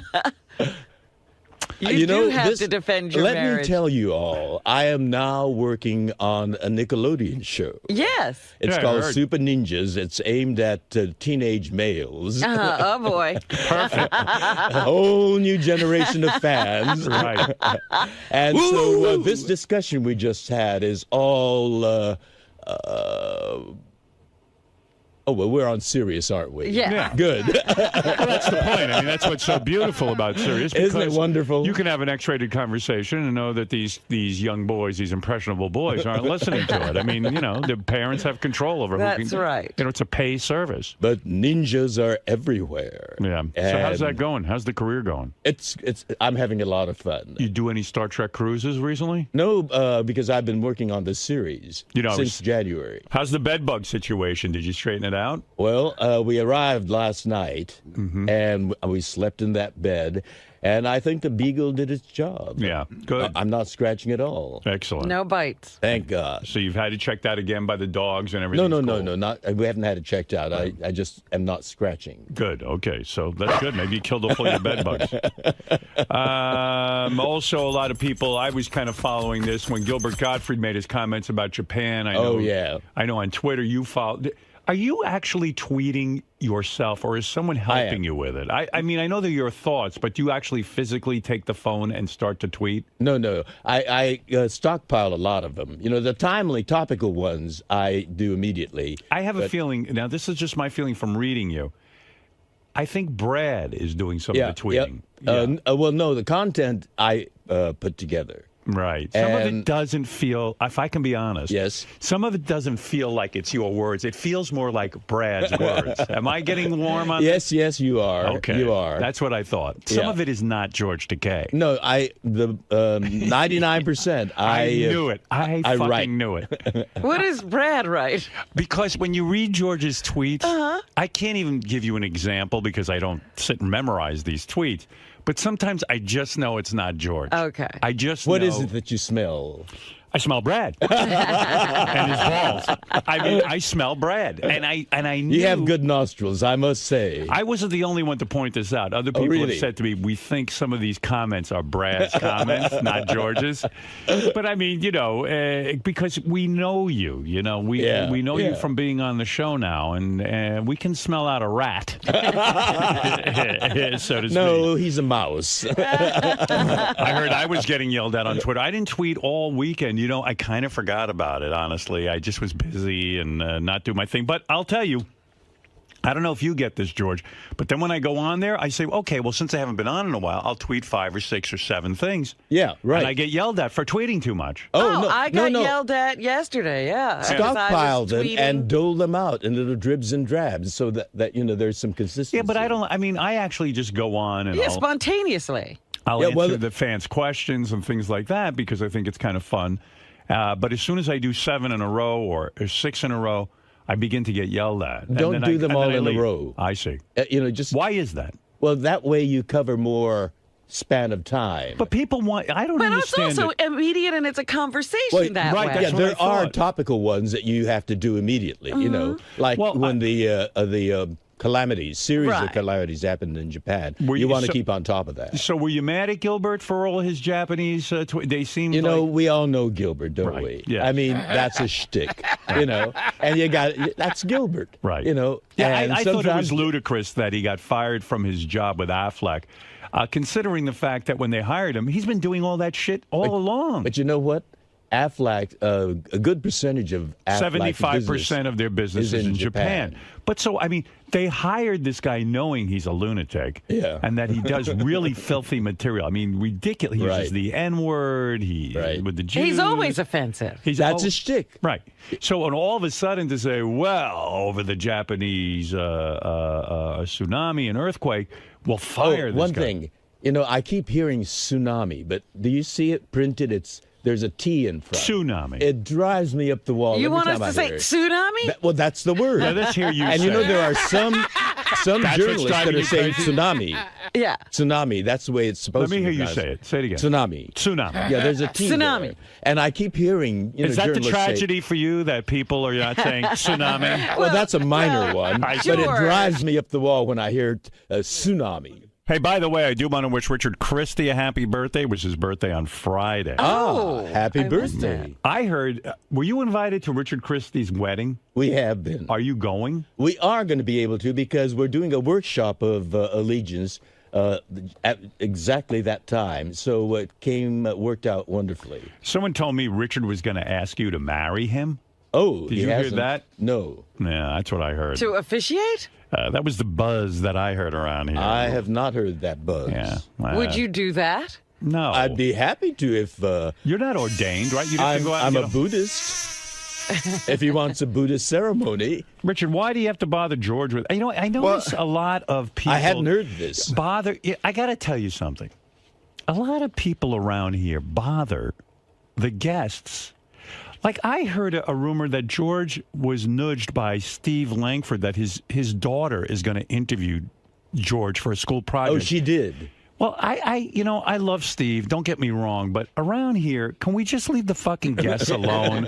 I mean, honestly, George isn't going to be able to say no because he thinks it's going to affect his relationship with me. But it's I don't feel like I'm a guest. I feel like I'm a member of the family. Well, you are a guest. I hate to tell you, you're not a member of the family. I'm shattered. Absolutely shattered. You can't be a member of this family. No, but I mean, I feel so isolated now. No, I just don't want the guests being nudged. I mean, I think it's really sweet that Steve Langford's daughter has a school project. But you want to know something? George isn't here for that, and he's not going to say no because Steve spent a week with George going back to his old haunts and doing a whole special with him. Right. So George feels Not my old haunts. Well, we were imprisoned there. Well, that's a haunt. That's haunting. Yeah, they went. They did a whole Japanese internment special and all of that. No, they're not Japanese internment camps. They're U.S. internment camps for Japanese Americans. Well, you know what I'm trying to get when you say Japanese internment camp, you'd think the nation of Japan. George, what I'm trying to say is, Steve did this whole special with you and spent a week with you, and what happens is on what fucking basis basis would Steve Langford bother this man? Well, many You wanna know journalists something? asked me to do that. I don't care. The guys who work for me should No, not. he's not talking about you doing the special. I'm talking about the daughter bothering me. Oh. Listen, you're a sweet man. I do that for a lot of people. No, I know you do, but you don't have to do that here. All right, and I don't thank want you bothered and asked. You know, listen, I've got 3 daughters. I don't ask George Takei or any guest to sit there and do an interview with my daughters. My daughters are grown women now.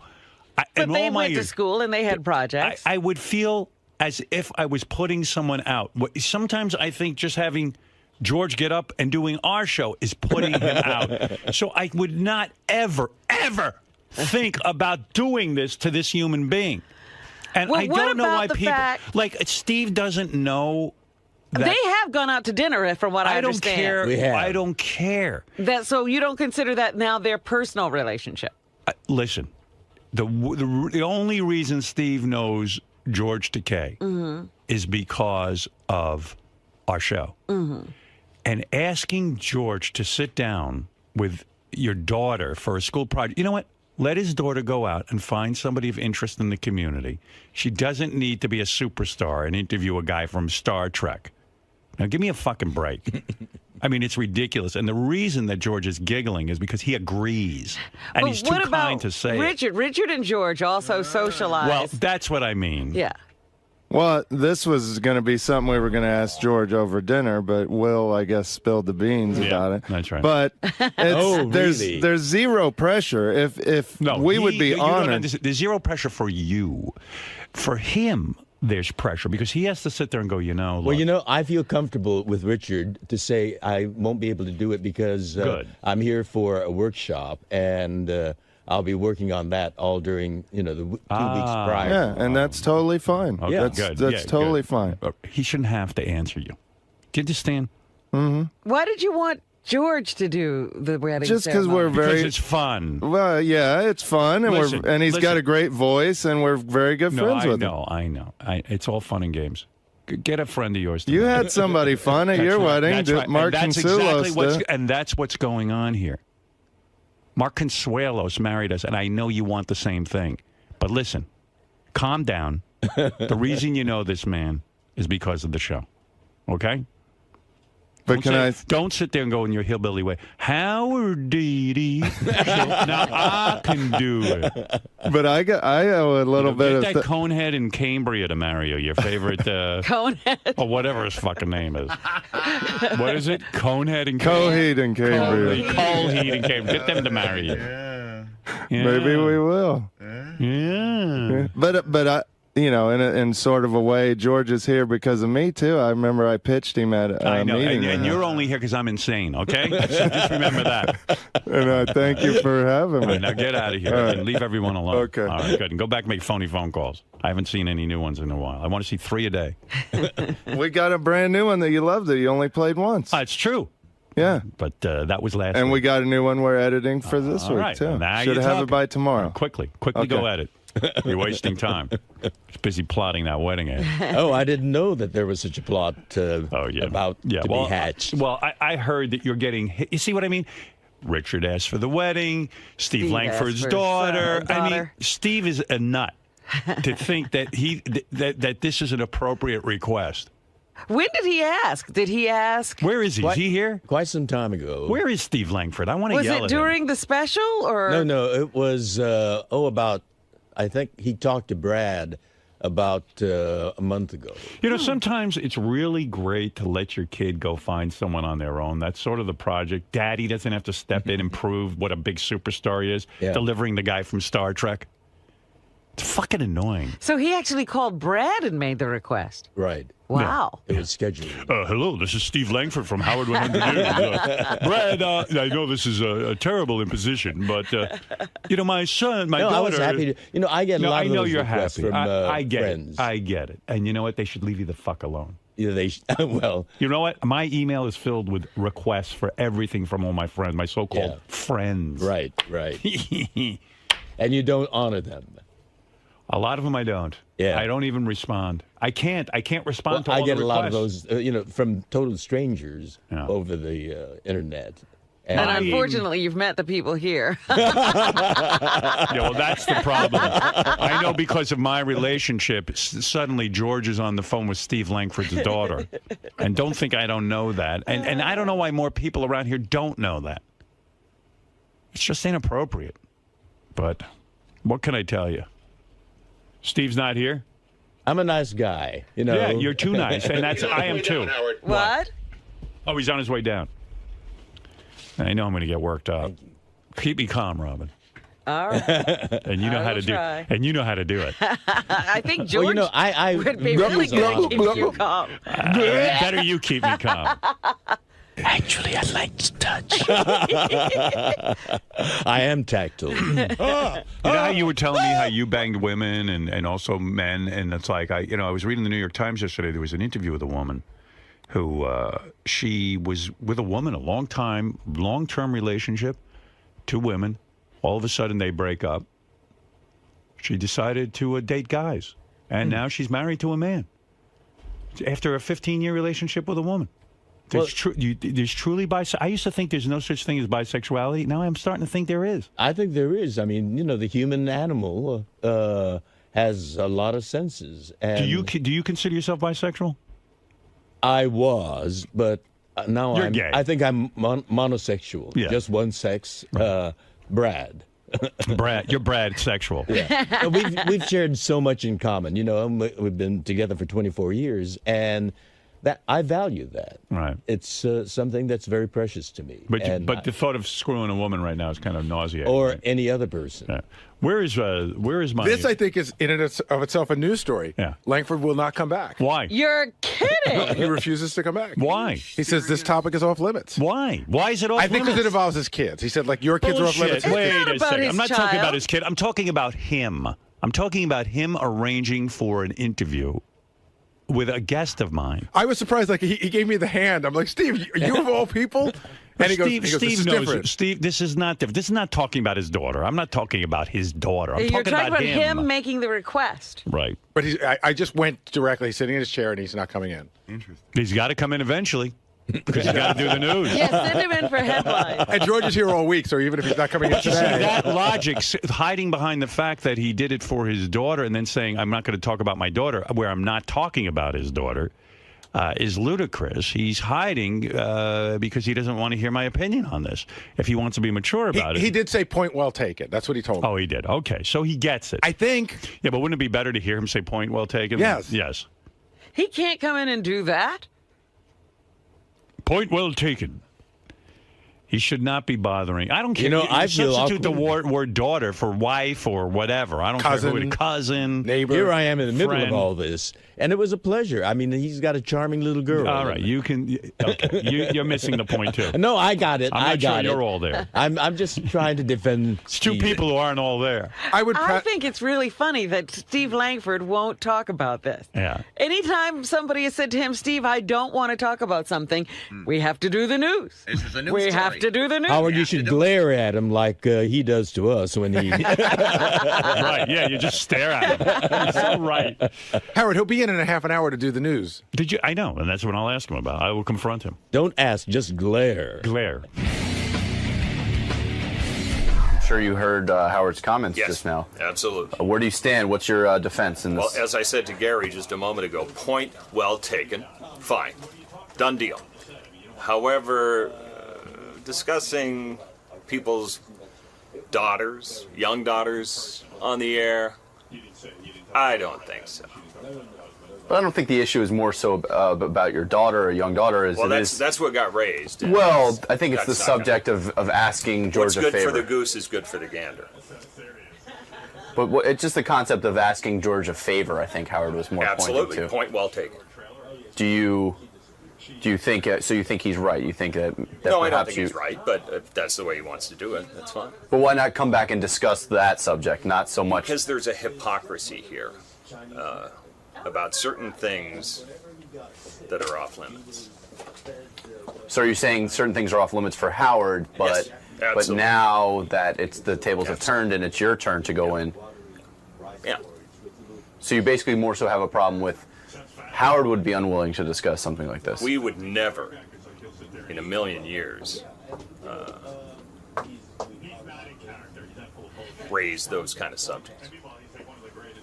So are you worried that this might hurt your credibility this week? Do you think you might have a tough time with interviews, that people are going to now say, Steve, no, I won't talk, you didn't talk? If you want to talk about somebody's young kids, we certainly don't cover that.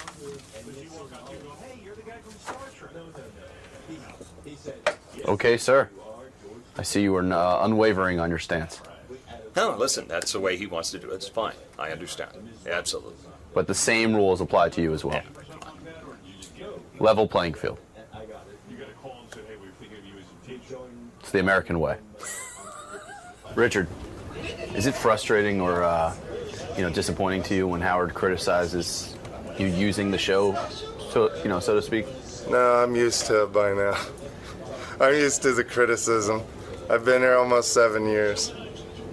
Goes with the territory. So why did you still decide to ask George, or why are you still planning? Well, we weren't even for sure that's just somebody we had in mind that'd be, a great person to do it, because we're not doing a religious wedding, and we probably just have one of our friends do it. So I guess next in line will be Lisa or Greg Carmel, the cameraman. I'm excellent. I'm actually ordained online, so. I am too. I'm a Dudist priest.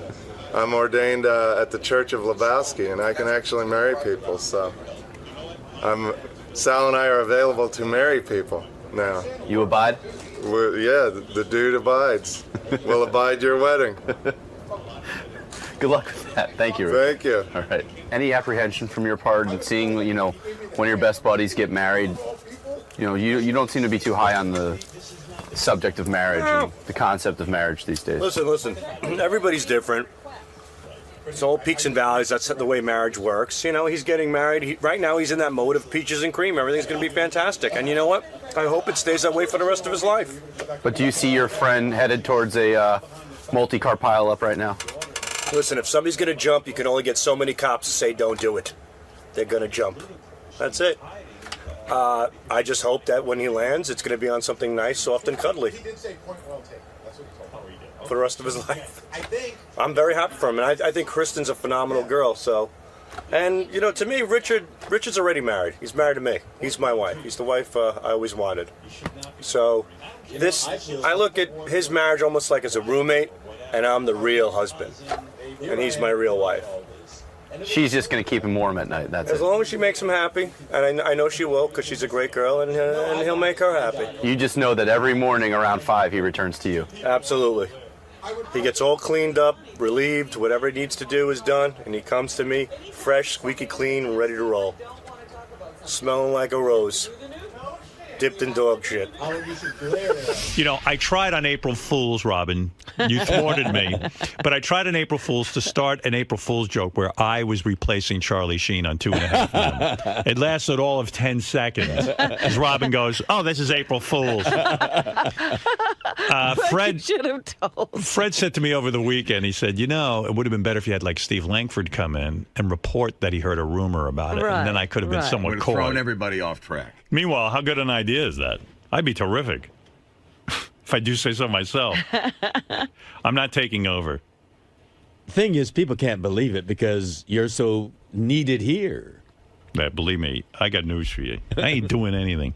I do this show and I do Howard TV. God bless, and that's that. Well, that's why I said it was a joke. Yeah, people know that. I told Robin I read a script that was pretty good, and they offered me this movie role, and I like doing that. Oh, you should have. No, I'm not going to do it. I've been thinking about it. I don't want to do a movie. Yeah, but I don't want to. Why? Because, you know what? I'm not an actor. I do enjoy the process of being in a movie, but... Well, you bring your personality. Most movie stars are that. I don't know that I could do this role either because it involves me getting into some... Not pornographic, but like a heavy sort of make-out petting scenes with this chick who's obviously a hot chick. It's a movie, and she plays a hot chick. And I'm just wondering, I think Beth would freak the fuck out. Did you discuss it with her at all? Yeah, I discussed it with her. She goes, all right. What'd she say? She goes, I know what I got to do. Oh. that was that. I mean, I said, but honey, it's You're a movie. acting. You're acting. She knows me. I ain't no actor. There's no acting when you're kissing somebody. That's she a real knows me. kiss. When I kiss, I got news for you. I don't know about. I mean, I don't know what in some of your movies. I don't know if you did anything romantic. Did you ever do a romantic scene in a movie? I've kissed on screen. Yes. Yeah, but those were girls. Do you ever kiss a dude in a movie? And I'll Well, bet you'd you really what. get excited. I bet you if I were given that opportunity, I'd do it, and Brad would probably understand. And yeah, he might understand, but you get a boner, you'll probably end up in the dressing room with this guy blowing you. No, I wouldn't do that. Bullshit. I would not do that. You know what? Sometimes things happen. I am an actor. Yeah. I can create the illusion. George, you've never actually had this happen to you. That's right. So how do you really know All how I know you would is react? on Private Parts, I did a couple of scenes with Mary McCormick where there was no kissing involved in the script, no making out, no feeling up. I made out with her and felt her up anyway. Every time? Every time. And you can see the surprise on her face. On screen. Yeah, you could see the look. You're an actor. You were acting. I was like, fuck that. I got a chance here to do something with a hot chick. Why not? Why shouldn't I do it? Absolutely. And I popped a real boner when I was in the bathtub with that naked girl, Melanie Good. I popped an actual fucking boner. Of course you would. Yeah. So what am I going to tell you? I was all worked up. But so if he'd been kissing her, but your soul and he was wasn't in his there. underwear. Well, my soul was there. Let me tell you something. I'm going to tell you something. I'm an actor, but my penis is an actor. Your penis is a real. My penis is for real. My penis don't know I'm acting. No, I better left not doing it. You want to know something? The truth? I love that woman so much that I could do the movie and not think twice about it. But I don't know. She would probably freak out because you know what? I got news for you. If she took on a role something where she's making out with some dude, it would bother the shit out of me. And you're not just kissing them once. Right. There's take after take and setups and reshoots. And that's why it's not sexy. Please. You know what? On tomorrow's with show, about 30 people watching you. Tomorrow's show, I'm bringing in this guy. He's 25 years old. Yeah. He's going to do a love scene with you. You're both going to have your shirts off. It's a script. I'm going to give you the script. You'll read it. And then it'll cause for you both to take off your shirts. He's very muscular, this guy I have in mind for the part. And you're going to rub each other's chests and make out. I will tell Brad tonight, and I will tell him I'm acting, and it will not be consummated. I am going to be acting, and yes, all right, bring it on. Bring him on. Dick off. Anyway, it's going to be a great movie. It's George. It starts out. George is in an internment camp, but it's like Animal House. It's a fun internment camp, like Hogan's Heroes kind of thing. But they're breaking out. It's like that. Yeah, it's going to be fun. It's World War II. Break out together. George is in Arizona. The guards love him, and one of the guards falls in love with George. And it's hot there, so we take our shirts off. That's right. It's sweaty. And then you have to wrestle. You know what we have to do? We have to put a meter on George to see if he's acting or if this is real. Well, as Howard said, I can be acting, but there's certain anatomical things that don't know that. And Brad will tell you he's acting when he's on the phone to his attorney. So Charlie Can I bring I was going to say Artie, Brad here? Yes. And have him be witness to it? That's right. I want him to watch. Oh, my goodness. Yeah, it's great. In this one scene I want you to do, this is where you blow the guard to get a weekend pass from the camp. And you have to I'm really... afraid he will not allow that. No, he won't. The guy won't come. It'll just, just kiss it a few times. And then the guard goes, oh, you think you can blow me and get a secret pass? That's it for you. Then he ties you up naked and he sticks an eel in your ass. This is the Howard Stern Show. By the way, these two characters who haven't cracked a smile since they've been in here, they won the right to sit in and watch our show. They gave money to charity. You guys there? Yes, sir. I got to tell you something. You two are the two worst guys I've ever had sit in this studio watch me. Ever since you walked in, I've been waving to you. I've been smiling at you. And the two fucking guys stand there like you're FBI. What do you guys do for a living that you're so goddamn serious? What are you? Seriously, what? I'm a contractor. I build houses. Well, what are you so miserable about? I'm not miserable. I'm a performer. When we see guys like you staring at us, you got to get into it a little bit. What's the matter with you? Well, I didn't mean to make you nervous. Yeah, you're making me feel awful. And what's your job? I co-founded 100 Contacts. 100 Contacts? What's that? The thing where you call and you get your contacts sent to you. Contact lenses. Oh, that's good. Now that's good. Who wants to go for their That's a contact brilliant lens? idea. You must be incredibly wealthy. No wonder you're staring at me like I'm from Mars. You probably got those contacts in, that's all. Well, this is Craig and John, and you donated money, and you also got the right to sit at the Knick game with Fafa Fui last night and Fred Norris. Wow. Is that correct? And the Knicks made it into the playoffs. I know, that's for a miracle. the first time in years. That's a miracle. I'm so happy. Since 2004. What was it like sitting with Fafa Fui and Fred? Did they talk to you? Absolutely. They did. Fantastic. You had You a know good time. Fred talks. Well, Fred's weird. Sometimes he doesn't talk, and then when he starts talking, he won't shut up. So you sat there, you talked to them, and you had a good time. Yeah. Okay, you guys are great interviewers. Sorry. I think they were nervous? enjoying themselves last night at the game. Yeah, are you guys nervous or something? I'm a little nervous. You're a little nervous, okay. Because I never seen anybody with just a blank stare like you. I mean, seriously. Is Fred implying that they might be hungover? I saw one of the gentlemen. who shall remain nameless, but was imbibing quite freely with the beer. Who was imbibing? Mr. Contact. But he can do that. He's the CEO of the company. After spending the night with Fred and Gary, Baba Buhai, if you could only be with one of them, who would you be with? Who is your favorite? And I'll go to Craig first. I go with Fred. Fred. Yeah. Why is that? Because he didn't say much. There you go. Maybe Fred couldn't talk. Gary talks a lot. Is that what you're saying? Yeah, Gary talks a lot. he doesn't get it. He doesn't. He's like a woman, right? Yeah, I was good lucky at it. because I was on the end, so he took the brunt of the talking. And is it mostly like nonsense talk? Like No, it was, just chatter. Yeah, he knows about everything, right? He's like, Yeah. Oh, this reminds me of the time. Did you know the Knicks did this? Yeah, my boy Lucas plays basketball too. It's always a constant dialogue, right? Yeah. Would you rather have Gary not been there and just gone with Fred? No, I had a great time. Yeah.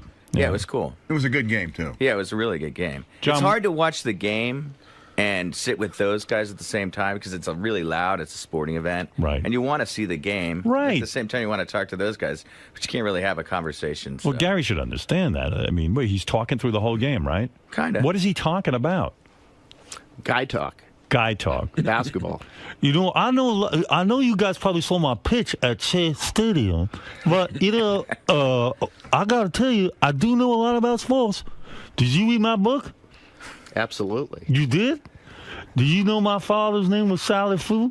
That was his nickname? Sally Fu could have been a gangster, but he took the straight and narrow path.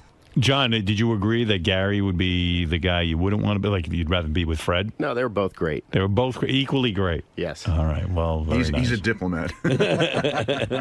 When you got to the part of my book with the lists, did you enjoy it? Oh, absolutely. You did? Howard made fun of me. But I know it set a tone for the book. I understand that you're from Utah. Now, which disc would you take back to Utah with you? Wait, if it only was anything like that. They said you didn't shut up. No, he said I didn't shut up, and That's I didn't. right. I hardly talked to him the whole game. He was 2 seats away. Nobody could hear anything. He says you didn't shut up. No, John was sitting What, next he's lying? Yeah. Not lying. He didn't say a fucking word. Like talking to a fucking Mount Rushmore over Because there. the guy wants to watch the game. He's a man. I was talking to John, right? Yes. He was talking to John sitting next to me, and he had a lot of questions about the show, which I graciously answered. Right. We hardly got to talk, except when John got up to go to the bathroom. He said you didn't shut up. I'm going with him. You should go with him. You'll be bored to tears. Craig and John. All right. Well, enjoy the show. And Anthony, what can I do for you? Listen, man, I got a new question for Robin. Dude. And possibly George. Want to know when's the last time they got their asshole licked? George, when's the last time you had your asshole licked? Sunday. Oh. Well, That's a George good has one. had it sooner than me. When's the last time you had that, Robin? I can't remember. Can't even remember. Was it really that long ago? Asshole licking? Yeah. That doesn't happen all the time. You know what? I'm not much into that, but when Brad obviously It licks, happens. when Brad does that to you, do you feel obligated to lick his asshole? No, not necessarily. It's not quid pro quo. I mean, it's spontaneous. You know, it's happening while we're wrestling. Oh, he's licking and wrestling and How does he? all at the How same does he time? win the wrestling match? If I know you guys like to wrestle, but how does he win the wrestling match if you're busy licking his asshole, or he's busy licking your asshole? We don't stay at it. You know, it just happens while So his face ends up in your ass. Him. You know. And then he starts licking your asshole. It's just in passing. Right. It's a little sign of affection. When you do that, though, that's a heavy taste. I mean, that's a thick... No, we're clean. Yeah, but I don't care how much you they clean. shower first. You remember. When he licks it, though, does he get in there and get the sphincter? Or, No. No. What Just, What? Just a swipe? Yes. Swipe. Swipe. I could use a swipe myself. You guys had a good time in there today? Yeah, it was fine. You afraid you might have stepped on Gary a little bit, or is it? No, yeah, he misunderstood it a little bit. All I was saying is I heard him and John talking the whole time. It wasn't anything big, but I could hear him. It was loud at the game, so I couldn't really contribute to the conversation at all. But you don't feel slighted or that Gary was talking John's ear off and not yours? No, not at all. It's John's gig. He sat next to Gary. I was on the other end. So you expected to be sort of on the periphery? Yeah, I was on the peripheral, Exactly. Yeah, so. Now, did you guys envision talking with Howard on the air today, or were you expecting a more laid-back sit-in? Well, typically when people come in for charity things, he talks to them a little bit, so I expected it. You knew what to anticipate for this?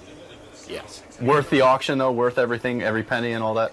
Yeah, no, it was fantastic. It was a great experience. Yeah, it's fun. We've been listening for so long that it's fantastic to meet everybody and see what happens up here.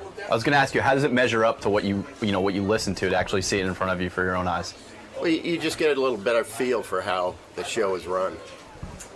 It was a great experience. Pretty surreal. And all the Sibian things here. Yeah, I mean, you're right here by all the attachments. That's pretty cool. You can see some of the greatest rides that have happened. The OJ mask, Beetlejuice. It's all of the staples. It's great to see it finally. Cool. Well, thanks for stopping by, guys. Thank you. Now I guess it's time to face Gary in the wrap-up show. Oh, yeah. It's just a misunderstanding, right? As most things are around here. You feel punched in the face by the way these guys I think everybody, when they get in there, they want to be a jokester. I think he's just saying whatever he could say to get a rise out of Howard. He wasn't sitting next to me, and it was very loud, so it was difficult to speak at all. So I mostly spoke to John, and Fred hardly spoke to either one of them because that guy, Craig, was so far, he was 4 seats away. And, it's a weird thing when you go to something like this because it's a balance. Like, I could have not spoken to them at all, and they could have come in this morning and go, we paid $27,000 and Gary fucking ignored us.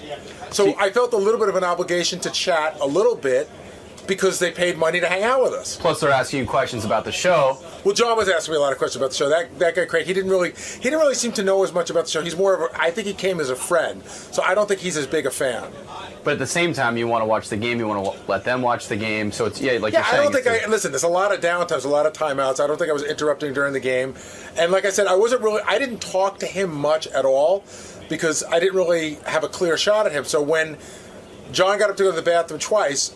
Again, I talked to him because it was weird. I felt like if I talked to Fred, like I was turning my back on the guy who paid money to be there. Listen, he could have come in, no matter what I did last night, he could have come in with an angle on it. You feel they feel the need to shtick it up in front of Howard.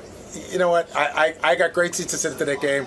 I had a good time with Fred. I had a good time with the guys, and that's it.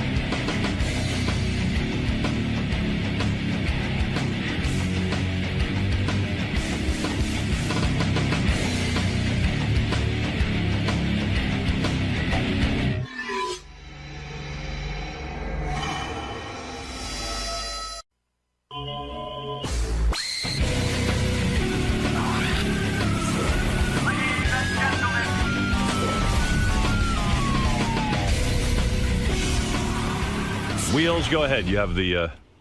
I got to get to a commercial break. Kim Cattrall's going to stop by. I'll tell you how that happened. Oh, really? Yeah, she emailed me, said I have to get on right away. She's in some sort of movie that needs immediate fan She attention. said, stop everything. Yeah. Let me on. We said, well, we'll have you in next week because, she's Kim Cattrall, Sex and the City. Want to hear? Sure. I said, we'll spend some time with you. We don't have time. No. She said, I got to get the fuck on your show because I need people to see this movie. Make her ride the Sibian. Yeah, I should have said to her, well, you got to ride the Sibian. No conditions? You just let her on? What am I going to tell you? So I said, we don't have a lot of time, but I'd be happy to let you come in and say hi to the audience and tell them. Tell them about your movie. Yeah, give them the pitch. Hey, what's up, Kim? Hey, it's early morning this morning. I know, this is a rough schedule here. I'm so excited. Welcome. This is your first time. Yeah, first time for everything. Yes. Oh, a little donut. Yes, this is Cupcake Wednesday. Oh, God. Dangerous. You Very picked a good dangerous. day to come in. I did? Oh, Yes, always a good day. Just this way. The bunny room. So Howard was saying earlier you have a new movie out. I do. It's called Meet Monica Valor, and this is our director behind you. This is Keith Bearden. Nobody wants to see me on camera. I'm sure. There's the star of the show. He's behind the camera. This is a movie we did 3 years ago and made for absolutely nothing. And it was released, got great reviews in the New York Times. It was just about to start, breaking out as far as finding an audience, and they pulled the movie. So I didn't think that was right. I didn't feel that it had really had its due. So Keith and I decided that we were going to do a campaign to make this movie, bring it to an audience. So we begged. We got one theater, the Beekman Theater. It's going to be showing this weekend from the 29th to the 5th, and we hope everybody will come out and see it. It's a sweet, lovely movie. If you like movies like Harold and Maude or Little Miss Sunshine, you'll really like this movie. We didn't have any kind of budget to get it out there, so we're the movie. And it's right now the Tribeca Film Festival here in New York, where it was discovered last year, so it feels cyclical, so we're here to get the word out. Meet Monica Valor. Well, this is a good place, Howard. Obviously, Phew. Every cab I get into, anybody who serves me at a restaurant, it's just sort of we're like this two-band team. We're spreading the word. So we're just so thrilled that Howard has us on this morning to talk about it. now, you've met Howard in your personal life, but you've Yes, obviously I never done have. the show before. No, I'm really excited. I really am. I mean, he tells me that he's been a fan of my work since I started as an actress. So I'm excited to be in the room with him and Rob, and I'm a big Sirius radio fan. I live out, at the beach, not close to where Howard is. He's on the Ritzy area, but I run into a lot of parties where I see Howard. He never stays very long. He's out the door. Hello, goodbye. But when I have had those chance meetings, he has told me how much he's enjoyed my work. So we'll see what happens today. Should be a good time this morning. It'll be a good time, yes. I've had a very long, varied career, so I'm sure he has a lot to ask me. Cool. Well, good luck today and have fun with Thank you. Howard. I'm thrilled to be here. Kim Cattrall contacted me that she needed to get the word out. Do you know her? I do know Kim. I've met her a couple of times. Oh, so that's how she contacted you. Yeah, she's extremely attracted to me, Is that right? as most women are. Kim, come in and tell Good us. morning. Tell us about how attracted you are to me. And Yes, before you sit down. Yes. you look good, baby. Thank you. I thought for sure that I was going to sit in the tickle chair this morning. Hey, you're going to get on the We Sibian. can pull it out for you. I bet You look can. sexy today. Thank you. What's going on with you? Well, I'm doing pretty good. I have a cause. Yeah, I know. We're going to get to your movie, but I'm just looking at you. Maybe the sex comes from the inside, and she's always sexy. Oh, God love you. God love you. Those your real breasts? Yeah, absolutely. They are. Absolutely. You've never had implants. Never desired to. Are you Never. a C or a D? No, I'm neither. You're a B. Shocking. Yes, I am. Because B I for thi- beautiful. I'm looking at you now, and proud. You know what's funny about you, Kim? I'm looking at you. You're a sex symbol, obviously. Thank But you, I'm Howard. looking at your chest, and I'm a man who knows something about bosoms. You appear to be a C or a D. No, And no, yet you Howard. fool the world. Recently my mother came to visit me, who's in her 80s. Right. And I have a little jacuzzi in Of course you do. Yes, just a little one. Right. And I said, Mom, get in. And she said, No, I'm embarrassed. I said, No, go ahead. It's just you and me. And I saw my mother's breasts, and I have my mother's breasts, and they were sitting very high. So I thank my mother. At 80? At 82. Wow. And I have to say, if that I'm not frightened. I like your hair like this. I like this shorter look. Thank you. It's attractive to me. When Sex and the City 2 opened in Tokyo, I just cut it all off. This is a good look for you. Thank you. I want you to keep your hair this length. And yours as well. Yeah. Shorter too. Shorter is better for me. As you get older, shorter is better. That's right. Yes. Believe me, I'm trying to find every trick in the book. Well, he had a lot of hair. Yeah. I had a lot to lose. You did have a lot of hair. Absolutely. You did. You know, when I think about you in Sex and the City, I think you wanted the same money as Sarah Jessica Parker. That's what held up the second movie. That's not true. It isn't true. No, it's not. Dispel that, then. I never asked for what Sarah got because Sarah was a producer. I felt that what they were offering the three of us, without a script, without a start date, was not fair after us being in that show and being such an integral part, not just playing the parts, but we inspired so many of the storylines. You played the parts well. The show was a huge hit, and you said, listen, if I'm ever going to make the big money, it's going to be in this movie. This is it. Exactly. We didn't have what other actresses on regular television, we didn't have sponsors. Right. So, you know, there was no way we were ever going to make per episode what Jennifer Aniston, millions of dollars. Never. I've ever. always heard that HBO is infamously cheap in the sense that they will get, first of all, when they signed you guys up, no one knew it would be a hit. No one. So No. they get a hold of you, and you They figure got it cheap, real they got you cheap. which is fine. You know, we're willing to grow, but every year with HBO, as anyone will tell you, that negotiation, you get that fax that says if you don't report to work, you know, you will be in breach of contract because you're still trying to get something like a $2,000 raise. Your initial contract was for 5 years? No, any contract for a series is 5 years with an option for an additional year, and we I did the see. 6 years. I see. And so after you do the additional year, and maybe you go to them and say, okay, I want to renegotiate, or I want to... Well, you go every year to renegotiate. That's just what you do on a series because they have a cap on everything. But then the series, like Sex and the City, explodes. Everybody's making a lot of money, and you think, well, I'd like to make some money too. Can you go to someone like Sarah Jessica Parker and say, listen, we're sisters in this. We all contribute. This is why the show is successful. Let's go in together as a team and negotiate. Or does she say, hey, fuck off. That's your problem. I've got a good deal. That never happened. What happened was I really was the one who spoke up and said, and I think it's because I've been in the business 10 years longer than the other girls. I'm 10 years older. And I had been a leading lady, and I thought, you know, this is not fair. We all need to, at this point, making these movies, at the end of the series, I'm not set for life. Right. I want to be set for life. I've done my 18-hour days for 6 years. We all deserve this. Right. So I fought for it, and sadly, you know... Should Sarah have fought for you more? I wish she had have. Yes. She wish she did. I wish she did. Did she say anything? No, it was never discussed. But you know that's part of some people's working thing. I respect that. They do their own deals. But no, it was. But it was an ensemble piece, and clearly your character was very, very important to that show. Well, and to know, the films. The good ending for this, the proper ending was that we did make the movie. I mean, when all these negotiations were going on, there was no script, and I thought, how do you take this little movie, this little TV show, half an hour, and make a movie out of it? Were you threatened with hey, you know what? We'll just put in another Samantha, you know, if you don't sign up. Were you ever threatened with that? I think they would probably have tried that, but I remember when we were making the movie, Michael Patrick King turned to me and he said, you know, I wasn't going to do this without you, and I said, Michael, you couldn't have done it without me. Did this ruin any friendships? Did this negotiation ruin any friendships? No, ultimately, especially after the second movie, it made friendships, actually. It went to sort of a deeper, better level for all of us. Yes. Yeah, I was always shocked on. I mean, I love that show. Thank you. And I love the second movie. True, Robin? Absolutely. I thought it was terrific. You heard it here, ladies and gentlemen. I've said it a million times. I've been called gay for saying that. Quite frankly, I thought the You are not political gay. statement of that movie was brilliant. You know, everybody's going to all of these Arab countries and saying, you know, oh, this is great. You can do whatever you want here. And it was like, let's get the hell out of here and go back to freedom. I know, exactly. I mean, we couldn't film in the first two locations because we have the word sex in the title.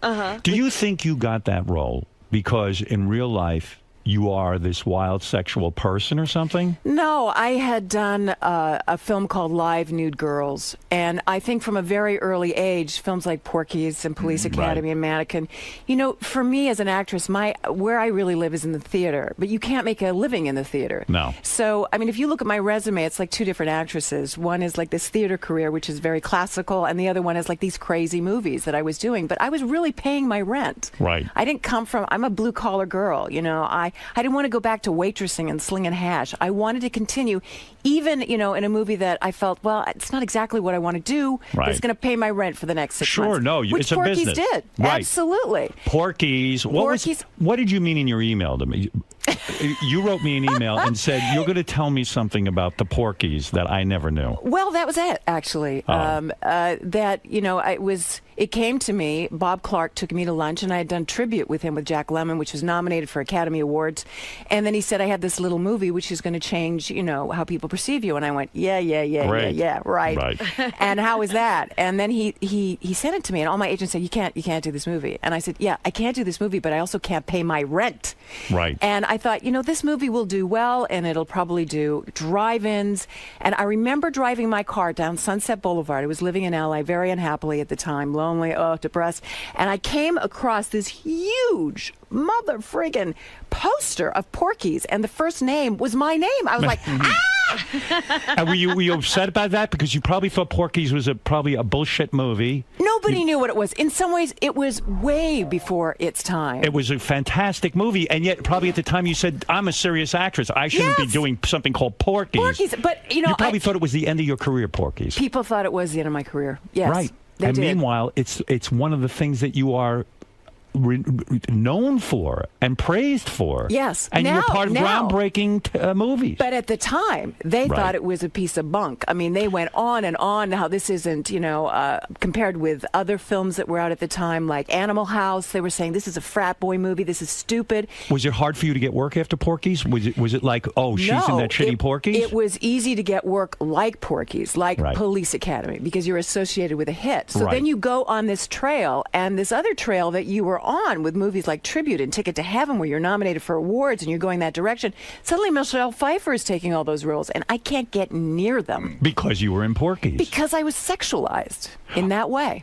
Do you hate show business? Do you hate do you have regrets? Do you wish your career had gone differently? No. You're I happy don't. about everything. I've been doing a lot of plays, and that's always, as I said before, where I live and my passion is. And I did a play with Sir Peter Hall, who founded the National Theatre and the Royal Shakespeare Theatre. And I turned to him and I said, you know, I studied at Lambda, and this was where I was going to be. And I've gone in this huge circle. Where'd you grow up? I am. I was born in Liverpool, England, and I grew up on Vancouver Island. And were you this little kid who used to always go around acting and everything? Absolutely. Every summer school. And then in 1968, we went back to Liverpool because my grandmother was very ill. Right. And I met a great aunt who was an elocution teacher. And that's when I started studying acting when I was 11. And I became sort of a protege. And I started And you to were work. hot, which helps, because if you don't not have at the 11 looks... I wasn't. I was a chubby little girl. But when did you start to blossom? Well, I feel right now, actually, is No, really come on. blossoming. When did you start to become the hot chick? Well, it was actually after Porky's. After sort of- Porky's? yeah. That's not true. No, well, for me, it was. In high That's school, when I you was, weren't hot? No, my sister was. And you were not hot? I remember in high school, Howard, I was like into the high jump. Yeah. And they used to put like these saw chips from the mill, because I grew up in Vancouver Island where there's a lot of sawmills and things. And they made this big mound that you could fall in when you cleared the bar. And they were clearing it, and they said, oh, this is Cherry Cottrell, which is my older sister. And they built a big mound. And I was behind this fence witnessing this. And they said, this is her sister Kim, and they flattened it. For you? For me. So you weren't the hot chick? But God, no. When you went out to Hollywood, didn't every guy try to bang you incessantly? No, I was very lonely in Los Angeles. Really? Yes, and to this day, it's difficult to get a date. Difficult to get a date, but listen, you've dated plenty. Don't paint yourself a wallflower. You were married 3 times, right? No, I've been married these twice guys- and once annulled. Once annulled. Yes. And the problem with these 3 marriages, to put it bluntly, is these guys didn't know how to fuck you. No, well, you know what happened? I worked too much. No. You were no, not I'm telling you. satisfied sexually. No. I'm telling you, I work too much. But There's why no, have there's you no said time you for- have been quoted as saying that the Well, sex was bad? No, I wrote a book, Howard, That's called right. Satisfaction: The Art of the Female Orgasm. I remember. It's a very good book. And in the book, it was quite naive of me at the time. I wrote this book to really distance myself from Samantha, to say Right. this is my reality and this is a character I play, but Right. this isn't what my experience has been. It has been, like many women, not fulfilling, really. So my first husband, was European. I was working a lot. It was very stressful. All kinds of personal, situations were involved. My second marriage was Well, wait a completely second. different. And he couldn't give it to you good enough, the European? It wasn't what you hope for. You never had an orgasm What with him? country was he from? He was Polish, Jewish, German. Oh, that's not a good combination. And you never had good sex with him? It was. I don't. You see, what I think good sex is when a woman tells a man what she wants, and I don't just blame the man in these scenarios. I blame myself. Because I was All right. scared to ask. I was scared to say, I don't know. I was scared to say, can we try this? Right. You were afraid to say, listen, I'm not getting off on this. Maybe you could do this to me or do that to Exactly. me. You were afraid And to most ask for what women, you needed. I didn't know what I needed. It's funny because you're Completely. such a good actress, especially when you take on a role like Samantha. I look at you and think of you as the most sexual person who is not afraid of anything because you've become that to me. You're too good at it. Well, something. I did a scene as Samantha where I had to be photographed nude. That's right. And I didn't have any dialogue or anything to hang on to when we shot the photograph. And I said, you just got to give me a minute because I couldn't do it. Really? I couldn't do it as Kim. But you did it. What I did was I went behind this little flap and I said a bunch of lines from the upcoming episode. And I went, I got it. You got into character. I got it. In character, I can do it. But as Kim, that's why people say, oh, we've seen you nude.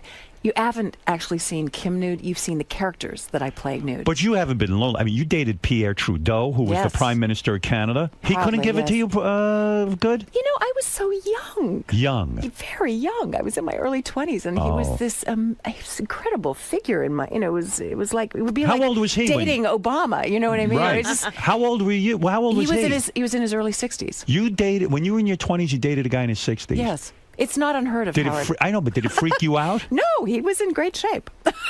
Really, you were attracted to him. Shape. Power is very attractive. It's an aphrodisiac. Well, when a guy yes. pulls down his pants, he has gray pubes. That can turn off a 20-year-old girl. No. You know what? I didn't see that. You didn't see gray pubes No, I on didn't. Pierre Trudeau? I wasn't looking. shaved. I wasn't looking for that. You know what I was looking for? What were you looking for? He was a fascinating man. A really fascinating man. And Who broke up with who then? Well, it was kind of, one of those things. He was busy, I was busy, and I'm sure I wasn't the only young woman that he was, had his eye on. And I got a boyfriend, so it kind of was... it fizzled. Fizzled. Who was the boyfriend? You dated Bruce Willis, too. What happened there? I didn't date Bruce You didn't? Willis. This is a myth. Bruce Willis and I think, passed on 495 or 27 on the way to some kind of event. You never had him. I've worked with him on Bonfire of the Vanities, and we did a read-through, and I haven't seen him since. At the time, I would have liked to. No sex. But no Bruce Willis. No. Wow. 3 marriages, no Two Bruce Willis. marriages, one annulment. I call that a 3 marriages. What do you mean annulment? That means you didn't bang the guy. No, usually, hopefully, you're at least a little, knowledgeable of someone sexually before you marry them. It just, he was a Canadian, and he was getting his green card. This is a very Yeah. And I loved him in that moment, but always we knew that it wasn't going to go anywhere. And There was no sex? No, it was a relationship. I'm not saying that I didn't love him. Are you difficult to be in a relationship with? You know what? I am because I'm married to my job. You love your job. I love my job. Yes. Never had children? Never had children. No. And you didn't want them, did you? I did want children. You did want Yes, children? I did. For many years, I wanted children, and I just kept thinking, after this, it will happen, or this is the guy, and then that would kind of not work out. I thought, well, this is the guy, and then suddenly I thought, it's not going to happen. There's no time for it. So I thought to myself, well, how can I be a mom then? And I looked and I said, I have nieces and nephews. I have young actors I can mentor. And that's why being part of the Canadian Film Centre and being a mentor there, with young Canadian actresses, which I walked that walk, is incredibly satisfying. Is this new movie? Is this part of this Canadian Film Center? I mean, you're so passionate about it. You're like, I got to get in there and I got to convince your listeners to go see this. What is this new movie you're in? It's called Meet Monica Velour. Meet Monica Velour. Is this where you play a porn star or a prostitute? I'm a porn star from 1978. She was Miss January 1978. And now we see her 30 years later. Are you disgusted with the porn business as in the movie? No, she never goes into that. She believes that when she was doing it in the 70s, we were artists then. Right. You know. So she has that rationale. Yeah, she has this great line. She says, what we got was, $50 and a case of the crabs. Do people recognize her as a porn star, or is she washed up? No, she's washed up now, but people who watch porn, there's a cop at one point who comes in and he doesn't say anything to her, but when he gets back into the cab, to the dispatch, he says, I loved her in Frankenbooty. So he's watched all of her porn. Is your character disgusted by sex? Is she completely turned off to it? She is in crisis. She's fighting for the custody of her 8-year-old daughter from her scumbag husband. And no one wants to give her custody because she was a porn star. No one wants to give her custody. They don't even want to give her a $5 an hour shampoo job in this town. She's trying to get any kind of a job. Because she's considered a slut. She's an outcast. This movie is about outcasts. That's Are you nude in it? You would have to be nude. No. Do you have love scenes? Yes, Why I does she have to be? I don't know. Hey! The thing that's great about this movie is the people that you expect to see naked, you don't. And the people you don't want to see naked, you do. Like Brian Dennehy. You see the whole ball sack. You see his ass. You see everything. Ass and ball sack. Yes. What?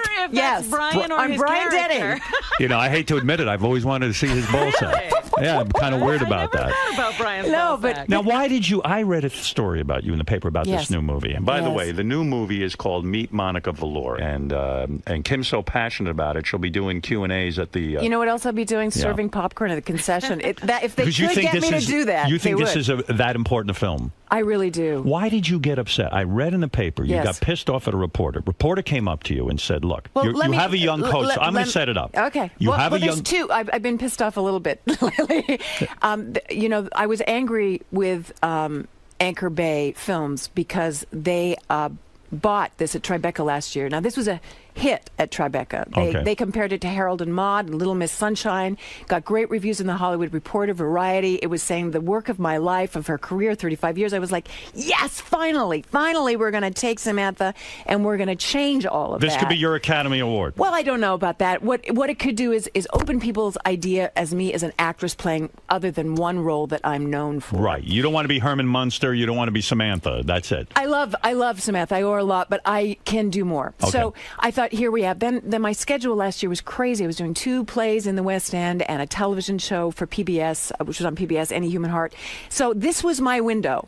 And this window, for most movies, Hollywood is polishing turds at this time of year. Right. They're putting things out there which are not very good. There's a lot of shitty movies with no plot, nothing to really Exactly. see. And this is the time of year before the blockbusters. This little gem comes out, gets a great review in the New York Times. They have no money for advertising. Right. So, okay, I've got celebrity status. I do every show I can in New York. I do every show in L.A. We go to Detroit where we filmed it. I do an opening there. I create an opening with the Canadian Film Center. So it goes worldwide. And this is a word-of-mouth movie. But there's no ads in the New York Times, a tiny little ad. They got no money. New York Magazine, not even an ad there. So why are you angry? Because they pulled the movie. And they pulled the movie on a night where friends of mine was in one movie in New York at the Clearview Cinema. You mean you're mad at the movie studio for pulling the movie out because they had no advertising money? No, they had no advertising, so nobody came. And just as they were starting to find an audience, and there's this website you can go to called The Numbers, and the day before they pulled it, we were up 192%, which if that had continued, which it would have through word of mouth, we would have become one of the top 10 independent American movies of that week. So they pulled the plug too early is your complaint. Now, the other complaint I heard Now, let me finish. Go ahead. So I called them and said, what can we do about this? I'll do anything. Please, another week. Finally, they said, it's not us, Anchor Bay, who are pulling it. It's the movie theaters because the Tribeca Film Festival. I said, but who do I talk to? Who are the movie theater owners? So we've got you a theater. I said, okay, where is it? It's the Beekman Theater on 66th and 2nd. I said, I'll do Q&As. I'll do whatever they have. They say, Will you have sex with a member of the audience for the movie? Are you really that passionate? Would well, you I don't know pick if out? I go that far. I will prostitute You will have myself listen for to it. me. You will have a packed house. How about a hand job? But I am willing to talk. I am willing to talk sex for this movie. You I am will. willing. I'm You're willing to go talk all sex. out. Yes, for this movie because I believe in it. I think Keith Bearden. It's his first movie. He did a fantastic job. It's a road picture. It's a love story. It's a date movie. It's sweet. I've never seen you like this. You're so passionate about it. Now, well, you got to see the movie. here I'm going to go see it. I'm going to You go to won't the Beekman recognize me. Theater. I gained 20 pounds. I look really. You look good let now. Now myself- you lost the weight, didn't you? It was 3 years ago. Oh, 3 years ago you shot this. That's how long it's been to get this movie out. 3 years. Did you freak out when you had to gain that weight? I loved it. You loved it. What did you do to gain 20 pounds? Did you eat like shitty pizza and I ate ice cream? everything. Everything. And I don't have a private chef. What happened to your body? Did you get a cellulite? Oh, yeah. You did? Well, every On the woman has tuchus? cellulite. You have cellulite. Every woman has cellulite. How does your ass look naked? I like my ass. It's nice. I like my No ass. dimples of cellulite. I'm sure there are, but my apartment is very well lit. When's the last time you got laid? Oh God. Robin has no cellulite. by the way. None. Absolutely not. None. We Zero. all do, don't we? Come on. Absolutely. I've seen anorexics with it. With cellulite. Yes, You I should have. see my ass. Holy cow. You should see Brian Dennehy's ass. That ain't nothing to look at. It's nothing to look at. I had cellulite in my 20s. So you're, did I. So you're telling me. That I have cellulite. Yes. When was the last time you had sex, honestly? Oh my God. I can't remember. Well, wait a second. Let me tell you what I heard. I want to get to this. I read in the newspaper that Yes. when you shot this movie. Yes.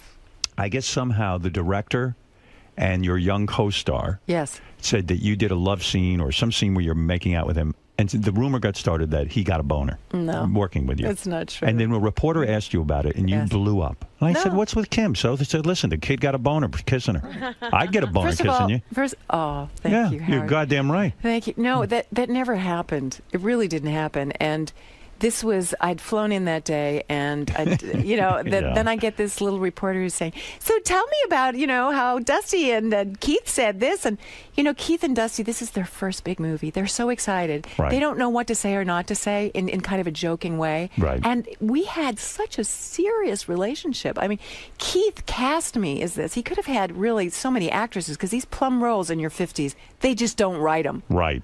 And we rehearsed for weeks. I transformed myself. He had me stay and listen to people. I lower my voice an octave for this role. So All you're of these saying things. it trivializes everything? Absolutely. It trivializes the movie. It trivializes everything. And people are just waiting for that hook. That same But night. listen to me. But Listen to me. Yes. My dear. Yes, Howard. That's a good story to get out there because to get people in the theater, if they know this kid is getting a boner during the love scene, so it's promotion. Why get upset? It's promotion. And you're a hot woman. The fact that you're a woman in her 50s and you're giving these kids boners. Oh, God. You should embrace that. I guess you're right. Of I guess course. you're right. I was having a moment. You're upset because you do such a good acting job. You don't want to trivialize that, No, I down to a boner. I don't. You I don't? It's so much more than that. It really is. But And these- not that isn't something. Right. But these Anytime young I'm a punks, mess, they get into bed with you and they get a boner. God bless you. Well, we never got into bed in the film, but the thing that's crazy about this experience and this job that I have is that I'm still learning. Are you denying that this kid got a boner? Is that what you're saying? I was. Are you- No. You wouldn't know. He was a born again Christian when we worked. He's no longer a born again Christian. You ruined it. Because Yeah. No. I said to him, I think you might want to rethink the not ever having sex before you get married idea. Yeah. And he did, and he's out there dating now. But He when is. I met him, he was just this. He's home taught. He's very naive. So if He the would kid be says he so got a nervous. boner, then it's probably true. I don't think he question is did. to whether he said it, Howard. I think he said it as a joke. Howard. Oh, you do? Yeah, I do. He doesn't need to be joking on your time. is in other words. Not really. Okay, Not really. I understand. Not really. So you were sensitive about it. I was, because I think that film is so much more than that. I really do. I mean, it is about sex. It's about people who've been sexualized and marginalized, and they're outcasts. Can and you they relate find to this themselves character together. as an actress? When you got to Absolutely. Hollywood as a young woman, were you ever molested or attempted? Was there ever an attempt at molesting you Oh, my for God, a casting yes. couch thing? Yeah. Yes. Yes. That directors would throw you down on a couch and say, "Give me No, your." it wasn't as obvious as that. It was. I remember coming to Hollywood to test for Elia Kazan for The Last Tycoon. This was years ago. And a man called Sam Spiegel, who did films like On the Waterfront, he was a huge producer and incredibly gross. And he looked like a lizard, you know. Right. And I remember coming to the Paramount lot. They flew me from Vancouver Island. I was so excited. And I just graduated from theater school. I'd done one film with Otto Preminger, a terrible film called Rosebud. And this was going to be my thing. I was meeting the great Elia Kazan. Right. And I auditioned for him, and he went, "That's terrific. Now I want you to go in and audition for Sam Spiegel."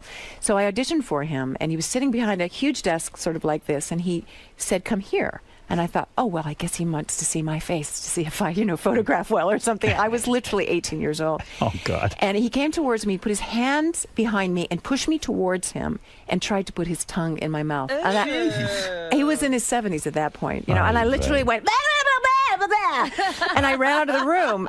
And this was the Hollywood moment. I got into my car because my agent at the time had driven me to Paramount Studios. I didn't know how to drive at that time. I sat next to her and I told her what happened, and she said, "So what did you do?" Like, I didn't play into it. Oh, my God. That makes me so sad. It makes me so sad, too. I mean, I'm thinking of you as an 18-year-old girl. You're full of hope. Oh. You get your big audition. You go in there, and you're auditioning your heart out. And meanwhile, all this guy's thinking about, I'm going to jam my tongue down this chick's throat. And then an invitation to go up to San Francisco with him. Even after that. Even after that. And I just thought, you know what, I can't. What do you want to give up at that point? Because if it's all based on that, and you're 18 years old, it just looks bleak, doesn't it? It does. It does. How do you persevere through something like that? Well, I really categorized that as that person and thought that exists, and knowledge is power at any age, at any time in your life. And I thought, I'm never going to be in a situation where I don't have anybody with me. Mm-hmm.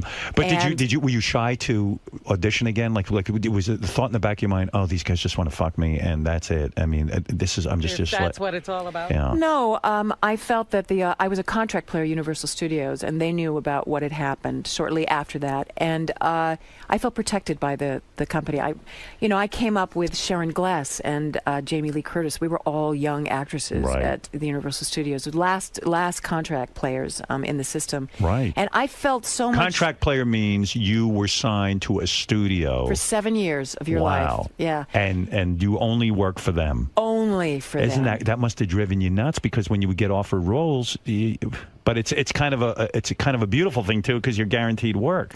Exactly. And I had a big, huge student loan over my head, and I had to pay that student loan. Are you a multimillionaire at this point? No. You're not? No. Even after Sex in the City? No, I'm not multi. I'm okay for the rest of my life if I'm smart. I'm going to guess your net worth is about $10 to $15 million. Am I close? Well, that would be a multi-millionaire. That's right. Yeah, I guess with my properties, yeah, I guess so. But I have mortgages, and I help. So you have to be careful. You don't live the lifestyle. No. You can't go in and buy the latest Birkin bag, right? I don't want to. You don't want a Birkin bag? No, I don't ever want a Birkin bag, ever. Does it bother you that Sarah Jessica Parker's 20 times more wealthy than you? You know what? I still got more left in me. Who knows what I can do? You do. You never look better. I swear to God. I don't know what you're doing. What are you doing? Abstinence. You're not getting operated on? I don't even think you're pulled back or anything. Are you? No. You don't have any Botox? Nothing? I have Botox right here. You do? I do, right You here. Look terrific. Thank you. You look natural. You don't look like one of these whacked out broads all pulled back with the duck lips. That's very easy for you to say, Howard, but I have to say I have a lot of sympathy for women, because where do we age in this country? You grow up with people like me, and as we start to age, people, they have this age rage thing. I go on the internet some lonely nights and I read an article and I think, oh, that's good. I like what the reporter's done. And then people have their comments, and some of them are, why doesn't this old hag go away? Right, like go off like the Indians used to send you off the tribe and then just go out and die in the woods. Exactly. And that was happening when I was in my 40s, and now I'm in my 50s. It's rageful. And these people can say it because you don't see their face. Is it the hardest thing? I mean, you probably see like a woman in her 20s. You can't be. You're funny. You're delightful. You walk into a room, guys are grabbing you, trying to tongue you, take you away, and then as you get older and older and older, watching that sort of reaction not happen has got to be maddening. Oh no, I still get that reaction. Oh, you do. Oh, you look good. Thanks. I think it's that, but it's also the feeling of this predator, in the room of Samantha. And after a while, people relax. But, people are looking at my face to see if I've had work done. They're not listening to what I'm saying. Or they're thinking, I haven't heard a word you said. You know who you're looking like? Who? You look. I never realized you look like Michelle Pfeiffer. Oh, God. Look at you. She just said all of her roles went to Michelle. Yeah. You know, you do, though. Yeah. No, we do. We do. She's got different lips than I do. She has like more of those open lips. So you haven't been with a man in a long time, huh? No, I've been single. I've been concentrating on my work. And when you say lonely nights, what do? You're on the computer all night? Sometimes I like to write. I like to read. That's what you're doing? I'm reading. Yeah, I'm reading a great book right now by Michael Cunningham. What do you do to get the poison out? You know, I take care of myself. Vibrator, huh? I take care of myself in many ways. Robin uses a rack of vibrators. Oh, there we go. Talk to her about it. All right, listen to me. Kim Cattrall is in a movie. You know what? I want to know what happened to that agent who was like, well, what was your reaction? Did you get rid of her? Eventually, yes. Yeah, yes. because that's no yes. help. No. I mean, the actors out there, the agents work for you. You don't work for your agent. I mean, we're so scared to speak up because a lot of them, they won't take you on. There's so many people wanting to be part of this business, you know. Look at this, Kim. no. Here's the guy who tried to make out with you. Oh, no. That's his picture. Jesus. I mean, there's nothing grosser than that. Ashamed of himself. He was a frog in a tuxedo with one of those horrible tongues, you know, like wrap around flies and things. If you'd been halfway decent looking, maybe put out a little, but for God's sakes. Never. Now, Kim is here because she wants you to see this movie. I'm excited about this movie. I am can't wait too. to see It's it. right down your audience because it's Miss January 1978, and where is she now? I like it. I like the idea. And the young geek who travels halfway across the country to find her. Because he's in love with her. He thinks he's in love seen with her. This is the personification of women. And the first scene that you see this character in, I do a strip. Okay, now we're talking. Did you shave down for it? Well, we don't get that far, as you see. If you see the movie, no. Titty? I'm not nude. I'm not nude. Do we in this see film. titty? No. What do you don't answer for her? You don't know that. You know. But you see. Why don't I see titty? You see other things. What do I see? Which are much more interesting than titty. What's more interesting than titty? Vagina, and I don't see that. No, what you see is ass. From. I told you. You see Brian Dennehy's ass. No, what about you? Well, you see down. a big stomach. You know, I did a scene in this movie which I've wanted to do my whole life, which I'm standing in front of a mirror, right? And I've got this. When I gain weight, it's in my hips and in my belly, and I have this scene which all women do. You're sitting there, you're nude, you're just out of the shower, and you grab your belly fat and you shake it. And you do that. I got to do that. And there's another scene where my legs are open. I'm wearing these horrific underwear. I'm drunk. I've got this old house coat on. I've got a wine goblet, and I take a Twinkies and I dip it in the wine, and I taste it, and I think, hey, that's not bad, and do it again. And you get to do those things. Does Sarah Jessica Parker see this movie? Did you invite her to this screening that's going to happen on? You know what? I haven't heard from any of the girls. It's so weird. I don't know. They don't like you, do they? No, I don't think it's that. Come on. Let's get real. Howard, I don't think the Sex and the City girls like you. Well, I think a lot of people in the press. Yes. Have a lot invested in that. What do you mean? Yes, they do. They want to keep the feud going. But why wouldn't Sarah come and support you? This is an important film to you. This is I've never seen you so fired up about a role. That's the a good movie's called question. Meet I don't Monica know. Velour. You'd have to ask her. Did you invite her? Well, invitations went out, and I said anybody and everybody who, is in New York at this time. Maybe she wasn't in town. And she didn't even call and say, I can't make it. Nobody called me. She doesn't like you. I don't know what it is. Of course. I don't know what it is. She is not supporting you. And what about the other two nutnicks? They didn't call either. Where are they? Well, one of them, Charlotte, the sweet one. She lives in L.A., Yeah. And I just And what haven't about heard from anybody. the other one who went lesbian? They have babies. They have lives. They're busy, Too busy for their friend. Too busy for the woman that made Sex in the City what it was. The woman that made them money. I'm not saying anything. Wow. What about the creator, Darren Stars? He's come to see the movie? No, not that I know of. No. What the hell is going on? I Boy, agree. show business is. They're all on to the next thing. Do you think it's you? No, I think it's just that people are busy, and now but why don't they like you? I don't think it has to do with liking me or not liking me. You know what it is? I think that movies come to people now. People don't go to movies. They're If very, Sarah very Jessica busy. Parker wrote you a note and said, I want you to come see my new movie, you would be there for her, wouldn't you? I was there for the Morgans movie, yes. You were? Yeah. You Gladly. And she wrote you and said, would you come? I would go, yes. I support Sarah in everything she does. I think she's terrific Sarah, this is not right. What you're doing to this woman. Don't. All right, maybe you got your differences. She's not doing anything. She's not doing anything. She's busy. She's got her life. No, listen. She's not that busy. She got 20 nannies. Listen to me. You're a woman. You work together with her. Put aside the differences. Go out and support. maybe she'll come to the Beekman and she'll see it. We've got a week. This is the important week. You got 1 week to make this movie work. And if people come out and support the movie, people like Sarah Jessica Phony, I mean Parker. You're terrible. You're terrible. I mean, come on. I'm not terrible. Let's be honest. Let's be real. You work together. Let's support each other as actresses, as women. You heard it here. So I've said the truth, haven't I? Well, I think it's important to support each other. Yes, I do. And they're not there for you. You went to the Morgans, whatever the hell that is. It was a Sarah Jessica Parker movie. I didn't see it. Not too many people did. That's right. Hopefully more people will see. Was the Morgans a bad movie? It's a rom-com, and I like rom-coms, and I think Sarah, what she does is really great. So I did enjoy, and I like Hugh Look Grant. at you putting on a face that says, hey, I'm not going to say anything negative about her, but she won't show up for my movie. Poor you. Alone with your computer and your vibrator, sitting in that apartment. You know something? Where's Smith Jarrett? Did he show up? No. Not even Smith Jarrett likes you. No, it's not about liking me. What are you They should support you. I should. support you. My audience will support you. That is why I'm here. Look, go see Kim Cattrall in Meet Monica Valor at the Beekman Theater in Manhattan this Friday through Thursday. Kim is going to do pretty much anything you want at this Q&A. Q&As. At the 7 p.m. screening Friday, Saturday, and Sunday. And go over to this Beekman if you live around this area. Come on. Give her a shot. It's a good movie about a porn star who's past her prime, and she's dealing with the town and the whole thing. Yeah, she's dealing with aging alone, fighting for the Who are you hanging with these days? Pee Wee Herman? No. You don't even hear from him, do you? No, I don't even hear from him. I'm sorry for you. I don't think you have a friend in the business. I do. Well, you must be a monster. Michael Stipe is a good friend of mine. Oh, Michael Stipe. Yeah. And I think he's terrific. And him you like? I think he's amazing. Really a talented man. And he came to see the movie What's the he second doing? day. What he is just he had doing? an album out. REM had just got like an amazing album. Really? Where they made a film for each song. They got different filmmakers, Sophia Cal and James Franco. They each made a film for each song.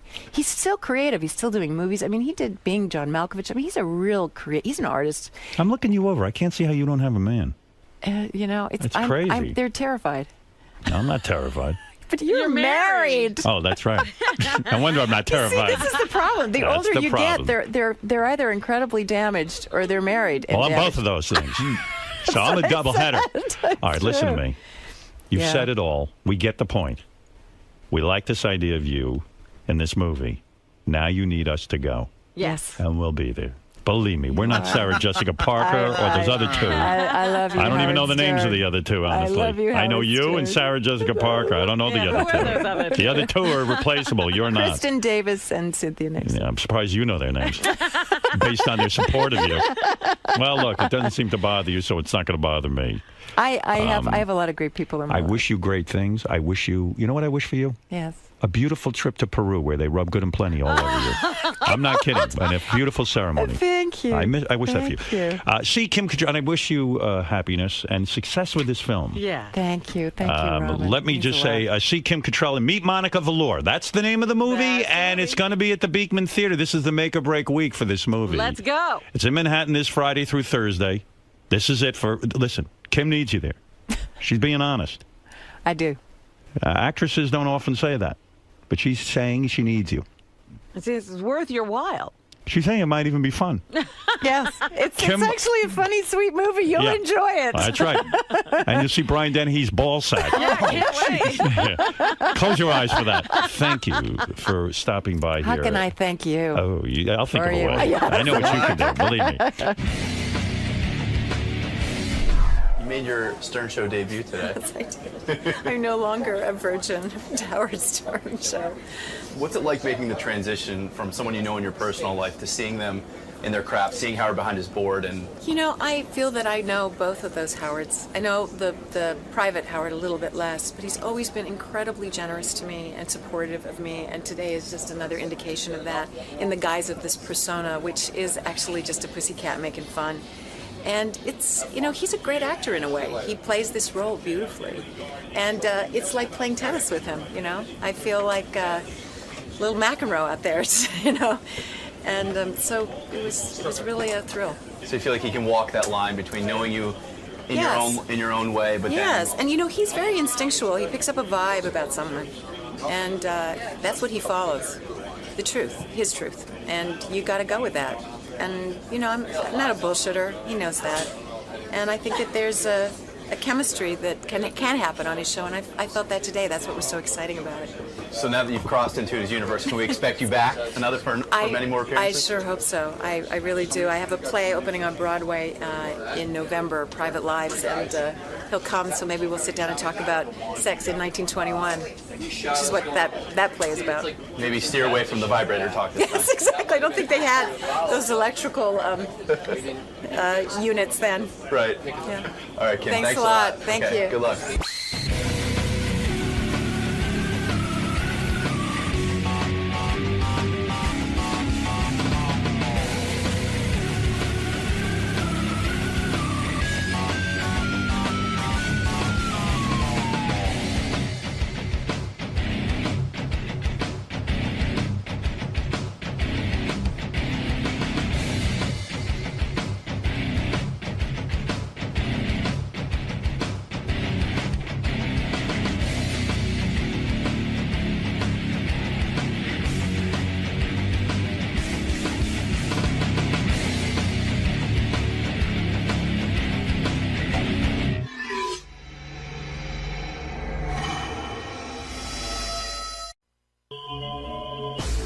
Investigations, do a number of different investigative services. These are two of my decoys, John and JoJo.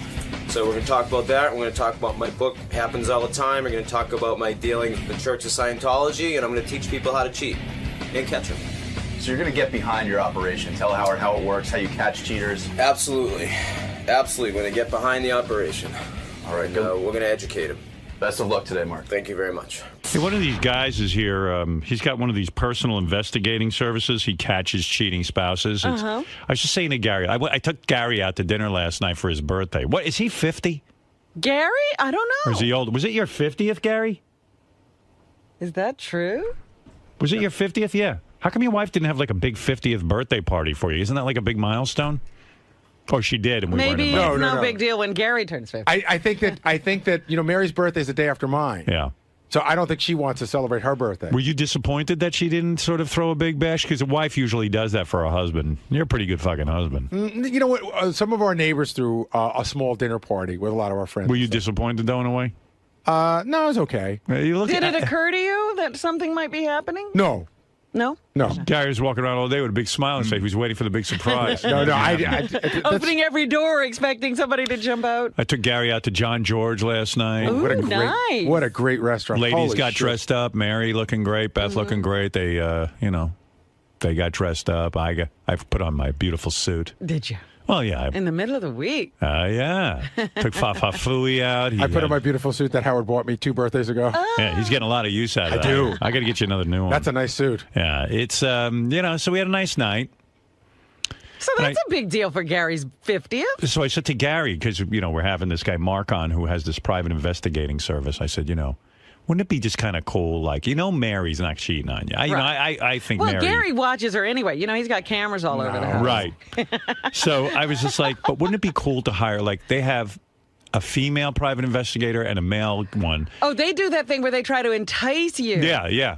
And so, like if this good-looking guy, like, went up to Mary and just was kind of, like, flirting with her at the supermarket, like, would it be interesting to see if she flirted back a little bit? Just to see how far she goes. Yeah. Hey, let me bring in Mark. But what if it goes too far? So then you divorce her.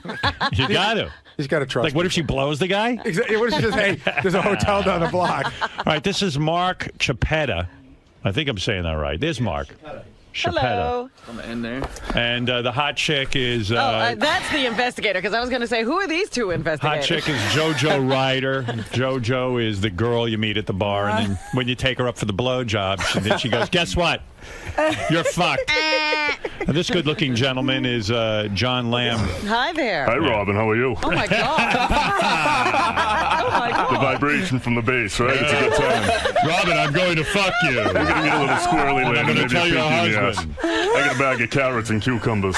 Mark, I was saying to Gary, it'd be cool Yes, sir. to hire. What's the name of your company? On the Mark Investigations. We're based out of Brockton, Massachusetts. Be kind of cool to hire your company and, like, you know, like, I'm reasonably comfortable that Beth isn't cheating on You're me. sure? Although I'm sure a lot of guys say that and find out they are. But, like, I wouldn't mind seeing if a good-looking guy like John went in there and, like, said to Beth, you know, hey, baby, you know, like, how far? Hello. How far? Like, how far would it go? You know, like, how much flirting would go Right. on? Now, you say an interesting statistic. Yes. 60% of the men you investigate go too far with these women, like they want to have sex with them, right? Really? 60%? Yeah, men are pigs, you know that. And, Right. And men can't risk temptation, especially JoJo. Gay men that like John. Oh, right. And then with JoJo as well. JoJo, 60% of the guys you investigate end up hitting on you? Yeah, probably about that much. What do you consider... going too far? Yeah, what, like, okay, let's say a guy's at the bar, he meets you, and he just talks to you for the night. We're not calling him a cheater, are we? No. If it gets handsy and hands-on and things are going, like, further and there's, like, innuendos and so on and so forth, then I get the kind of the nod or whatever from Mark. I kind of, we're in contact with each other. When do you get the nod? Like, if a guy says, hey, let's go back to my room, then you have enough on him, right? I'll say, let me go freshen up or whatever, and you're out. left. It all depends on, you know, what the client also perceives as cheating, Howard, you know? Right. As you know, the former president of the United States didn't consider a blowjob cheating. Right. So it depends on what the wife wants. So the wives hire you, they say, look, I want to know if my husband's cheating on me. I want the definitive answer. Yes. JoJo goes out. She puts on a hot little outfit. Absolutely. She goes over to the bar. She talks to the guy. Hey, how are you? I'm JoJo. Blah, blah, blah, blah, blah. A little small talk. Yep. The cheaters, how long does it take them before they make their move? It's all different. Depends how drunk they are. And it depends on how aggressive they are and how much of a cheater they are. You know what I mean? It's all individual. And I'm always standing close by on any job that I take her or any of my other female decoys on. Yeah. I'm always shadowing them. That's for liability reasons. It's for the girl's safety. But JoJo, you never make out with the guy? It's gotten. How far has it gotten? Little titty feel? I almost fired her once. Really? For, How far did you go? I was new. I didn't know. What'd you do? You went down on the guy? Things. What'd you do with the guy? What Did you fucking go down on him? I did things that he was really hot, and the client said she was done. Right. So that was, game. Well, You know that's what what I mean? That's what I'll get from my clients. One of my first jobs. One of your I first didn't know. jobs. You meet the guy at the bar. You didn't know that you're not supposed to do anything. Well, because I up until the point where if the client was still on it, if his wife was still on, of course I'm not going to go there. But she was like saying What happened? You went to a bar. Yeah, and then I went back to his room. You went back to his room. Yeah. Did you go all the way with him? Almost. He put his finger inside of you? Almost. Almost. Things happened. Blowjob. We both were satisfied. You both went down on each other. Kinda. And he didn't want to bang you? I didn't want to go that far. No kidding. I'm really a good girl. And what pissed me off is that I usually don't rig her up with the hidden camera. Right. I usually have the hidden camera on me, and that I didn't get to actually witness this before I almost fired her ass. Now, what is the... Okay, 60% of married men or men in relationships cheat on their woman.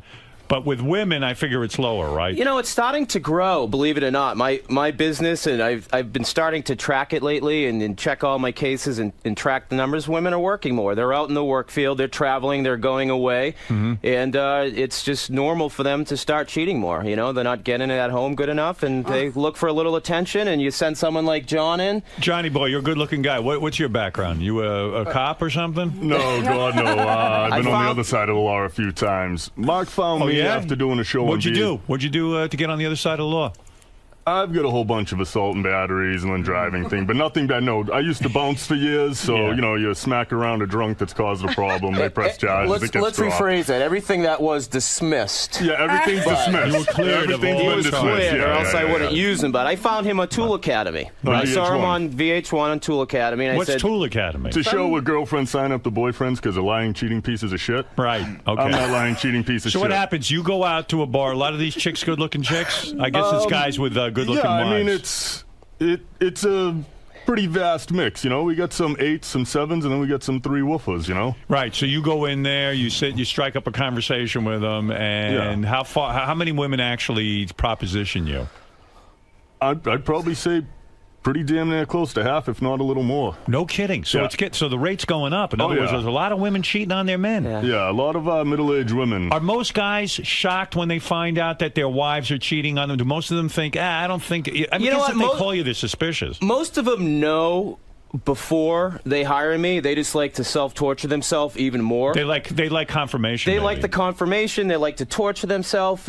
Recently, within the last, I'd say about a year ago, John and I went to an island to perform a job, and his job was to hit on this beautiful young woman, and it was a couples resort. Right. And we're there together. Right. And we had to kind of confirm that we weren't doing each other to try to get the girl to even remotely look at him like we weren't gay. We went to a restaurant and they asked if we wanted a wine list. Skip the wine. We're going right to the blowjobs. Right.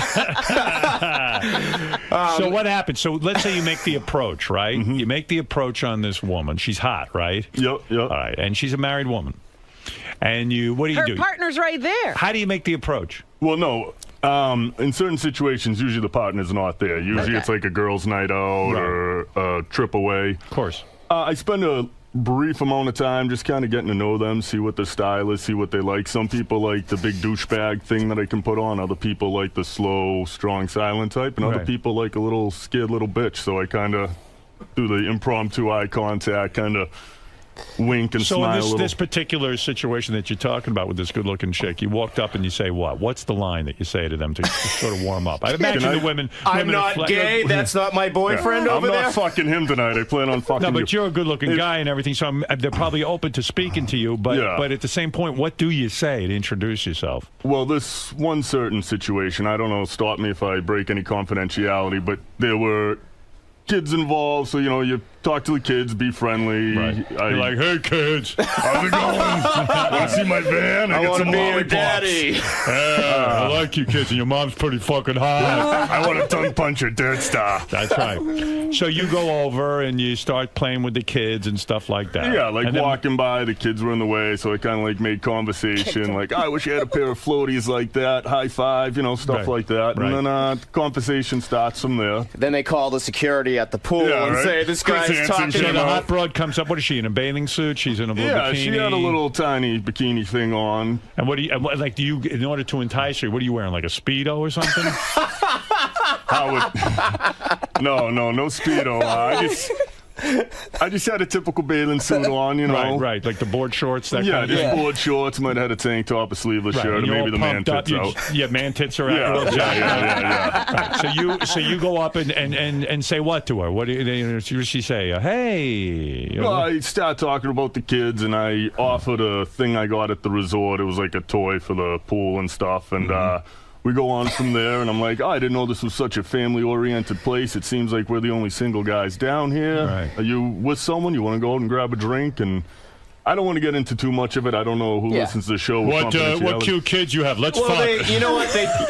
I'll say it. They did grab a drink together, and once they grab the drink together, then you're on to something. Well, I'm texting back and forth with the client, Howard, so I'm giving the client pretty much a play-by-play. In today's day, you can just constantly communicate with these people. Sure. I can send them instant video. I can send them instant photos. I can confirm them because I've had people... So you text back to the guy, hey, my man John's over at the bar having a drink with your wife. His hand's on her knee. She tells him that I'm overhearing the conversation. She says she's not married, and she is married. Wow. So these are signs. We're also there to download. He's there to download their brain. Right. Are they married? Do they have someone at home? And then when they Do give they ever those get things, as far where they say to you, hey, John, I want to take you back to the room, or why don't you come to my room? Not quite that up front and blunt, but Right. yeah, I've had plenty of situations where I knew it could have gone further. I actually don't cheat myself. I have a good girl at home. When these women are confronted, why are you making a vomit face? What is that all What does that mean? because he's pussy whipped and he Yeah. loves his girlfriend. But this is a for him. professional job, and I only allow him to go so far. All right, but when these women kind of give you the sign where they go, hey, like they put their hand on your knee and this and that, can't they come back and say to their husbands, you know what? You know I'm touchy-feely. I never would have done anything with this guy. I put my hand on his knee. So fucking what? I wasn't going to go fuck this guy. Don't you need more proof? Oh, yeah, we get him to suck face. We get You him do. to rub each other. Absolutely. Oh, you yeah. do. So you will kiss these girls. Damn Yeah, straight. I won't have any kind of sexual, Right. Does skin the on kissing skin contact. the kissing can't go on at the bar or at the while you're having a Why drink because the not? kids are there. The kids are Well, running this around. particular case, yeah, didn't it? I wouldn't do anything in front of kids. That's kind of Right. fucked up. I don't want to. So how far do you go with her so that the client actually has proof? Well, we did a case in Boston recently, John and I, and this particular case, the client insisted on being there. Right. So the client was with me, and we were in the back room. I was able to maneuver it, so we were in the back room, and we had the hidden video camera. We're watching it. We're watching John perform his act, and then we see him rubbing her, then we see them making out, and the client darted out, started yelling at her, flipping chairs over. Wow. So, so is I the have to be rule- careful liability-wise. Is the rule now don't bring the client Yes. with you because Yes. if he flips out, which he probably is You going got a domestic on your hands, That's and I right. don't need that. That's right, and then Yeah. you're sort of involved. Yeah. Yeah. So you will kiss these girls, you will let them rub up on you, and this kind of thing.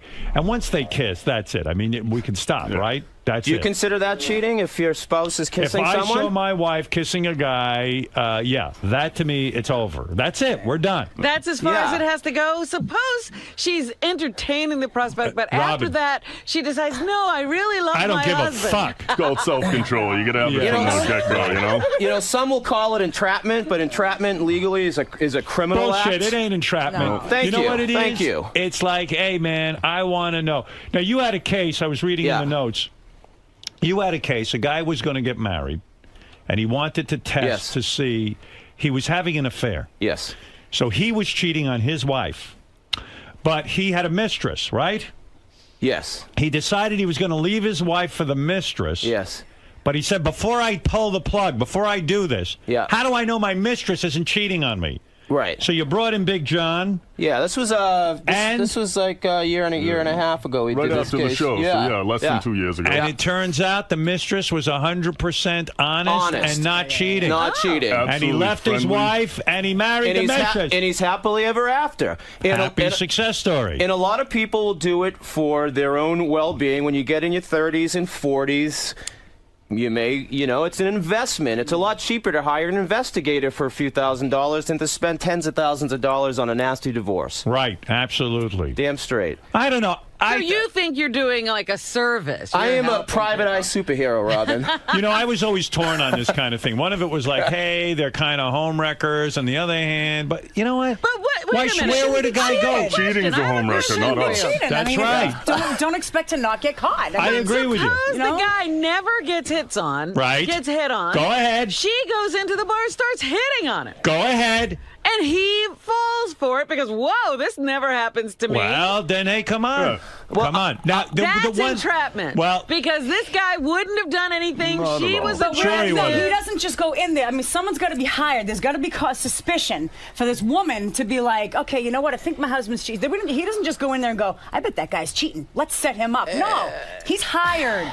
Yeah, but the woman could have suspicion. I don't do a psychological travels. screening on my clients. If they call and if they say, I think my husband or she, or vice versa. Well, there is the one thing. There is the one thing you could take the attitude that, you know what? Let's say a lot of people do cheat on their spouse. Yes. Is it really our jobs to bust them and let them know? In other words, a lot of people survive cheating. In other words, you go out, you cheat once or twice, and you say, you know what? I really did the wrong value thing. my marriage. Yeah. I value my marriage. I've made a mistake, and I'm never doing that again. And they're serious, and they don't. But if you go into the mix, he's getting a divorce. That is a problem. True. JoJo here has been cheated on, so she's kind of like got a vendetta when she goes out there. Like, it's almost like stripping. It's like you're looking at the guy giving you money saying F you, and she wants to nail the bastards because she's been cheated on. But at the same time, I try to keep that separate. I'm being hired. It's a job. You know what I mean? I'm not yeah, you are a shitbag. Because hey, you know what? If you want to screw around all you want. But if you're hurting someone in the meantime, you shouldn't be doing it. You know what, JoJo? I know a guy cheated on his wife a couple of times. I happen to know this guy. He cheated a couple of times. He admitted it to me. And he said to me, you know what? It was the biggest mistake of my life. My wife and I have a great marriage now. It's been, and this is a true story. He said, it's like I understand now that I was out of my mind. The best thing I have is at home. He's lucky to have her to have been patient. That's right. And he goes, look, she doesn't know. Oh. But, you know, I made a mistake, and I love her. So you're saying that everyone should maybe cheat once to realize how good they have at home? No, I'm saying, what if you guys bust a guy, and it turns out it was his once or twice time, and his marriage would have survived? Doesn't matter. Doesn't matter. You kill someone once or twice, but you know what? You know what, murderer. Howard? By the time they call my agency on the Mark Investigations in Brockton, Mass. All right, fair enough. They usually know. They usually hack into the computer. They usually find something. There's usually suspicion that leads up. Do people that you're hitting on ever realize what's going on? The guy goes, wait a second. I am an ugly mother. I am an ugly motherfucker. It's never. No one ever hits on It's me. never happened. And JoJo's a beautiful girl, but I have sent girls in that look like Jenna Jameson or whatever. Right. And they'll be like, something doesn't add up here. You know what I mean? Like, what's wrong with this picture? I'm short, fat, and dumpy, and why is a girl with large breasts? You're saying hitting on me? JoJo looks like a girl that, while she's beautiful, she looks like a girl that maybe would hit on a guy. She fits a certain type. She's my number one girl. She's Because I can go either way. I don't have the chest, but I mean, I can go either way. Well, she's got a great You ass. look very nice. John, what about you? You're an extremely handsome man. Do any of these ladies go, wait a second, this fucking guy is Again, Mark gives me a lot of details about the women. I know how to dress. I know the demeanor to have. And no, I mean, I'm not fucking... Who's that soccer player douche with the Spice Girl there? David Beckham. I'm not David Beckham, you know? You shave your balls and your bush? Everything but my arms and legs. If you want to see my balloon knock, get Richard Christie in here. I'll show it. I don't want to see it. I'll be honest. do you ever have to kiss ugly chicks? I mean, real heinous-looking wives? Not real heinous, but I've had some like sixes. I prefer eights are better, but Right, I'll sure. I'll play a little Tonky hockey with a six for a bonus. If they're real heinous, just like the Jenna Jameson type, I won't send John in because he's almost too good looking. What's it cost me to find out if my wife is a cheat? You know, it all depends. If you want to send us away, for 3 or 4 days and you got to do a lot of prep work, it could cost anywhere, up to, $10,000. Right. You're paying for his vacation, Goddamn and he right. gets to hit on your wife. Oh Probably my fucking my wife. Can I say this? Whatever. Nice wedding gift. Since you're giving all them compliments, I am also the fallback guy. So if they don't like him, then I will switch up and give it an opportunity. And my wife has allowed me to suck face and suck face only. You're the beefcake, huh? Yes. All right. Well, listen, this is a wild topic. Some people might think you're a cock-sucking fuck, and other people might see you as a service that is very much needed. Which is it? Do they just, is it mostly when the girls go on these girly vacations that you get hired? Yes. Because girls stick up for girls. There's a girl code like there's a guy code. And it's happened a few times, you know. And lots of it happens in your local bar, your local restaurant, your local wherever they're going to be. You also do other kinds of investigations. Sir. What the fuck is a paranormal investigation? What? You've never found any ghosts. You don't do that, do you? Do you have those special machines? Are you a Ghostbuster? I'll be honest with you. People call you guys? I'll be honest with you. I promote it on my website, and if I get calls, I subcontract that out. Right. My company, we do a lot of, we debug houses. Right. I have a ton of people that are legitimately, professional crazy people who think that there's bugs in their house, so we'll go in and sweep a house.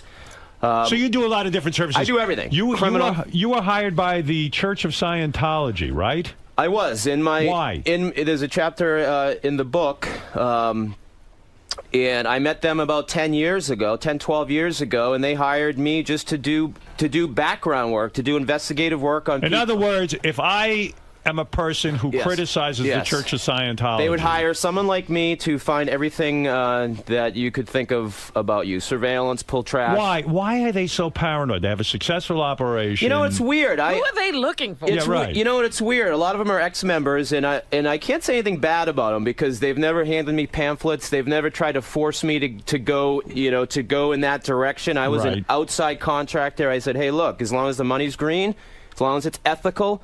But I did have to go through the whole e-meter test before I started doing work for them. Really? Right. It was like something my third grader made with like 2 toilet paper rolls, and they asked if I was a secret spy. Why not hire someone within Scientology? Why would they risk a guy like you who's a loudmouth going around? Who's going to go on Howard Stern and talk about it 10 years later? Hire someone from within. But you know what? Because I have nothing bad to say about them. They're actually nice people. They've been good to me. They were a good client. What do you find out about the people who criticize Scientology? Probably just nothing. Anything. You just gather intel. Knowledge is power. And so, what are they looking for? Care? They want to discredit the person. In case it goes into litigation. You know, there are a lot of ex-members that are out there to... You said while you were there... Yes.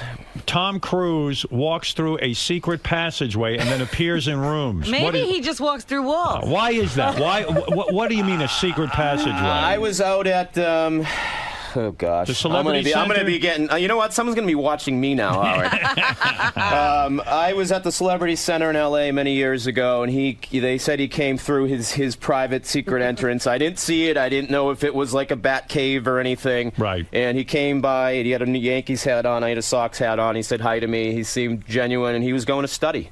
What is the secret entrance? So no one will see him. No one can behold him. I guess. Right. I have no clue. Right. He was going to study. Study what? He was continuing education. Do you think at this point he knows everything? Continuing it. I don't know him personally. I've never done work for him personally, but I was out there on a job. Now the Scientology Church doesn't use you anymore. Is that? I haven't done work for them in about 6-7 years. You know, they're nice people. You think they weren't satisfied with your work? No, I think they've just suffered from recession, and I think what they do is they rotate a lot of different people. It's time to move on with someone else. I already did great work. I did great work. I was the best trash picker in the fucking U.S. Yes, and you would find out things. What kinds of things would you find out? What type of girls they like? What type of guys they like? You know what I would you find out if they were, say, homosexuals and then report that to the Church of Scientology? I would just gather the intel, Howard, What's the and intel? I would what give are we it looking back. for? Post-its, letters, envelopes, addresses, banana peels you Did throw out. Did you ever wonder what they were doing with that material? Did you worry that perhaps they might be using it to discredit a guy or to frame a guy or to do something like that? You know what? That's again, I wasn't doing anything illegal. Pulling trash is legal if it's on a curbside. If you go into a dumpster, it's trespassing. It's illegal. Right. So I'm performing my job as a professional investigator to get the trash. I'm performing my job as. Do you ever turn down a case because you think it's immoral? The only case I really turned down recently was a woman who thought that someone implanted a listening device in her brain, and she wanted to know if I could sweep her head. All right, she's obviously a schizophrenic. Yeah, I get a lot. But she said she worked for the state, which...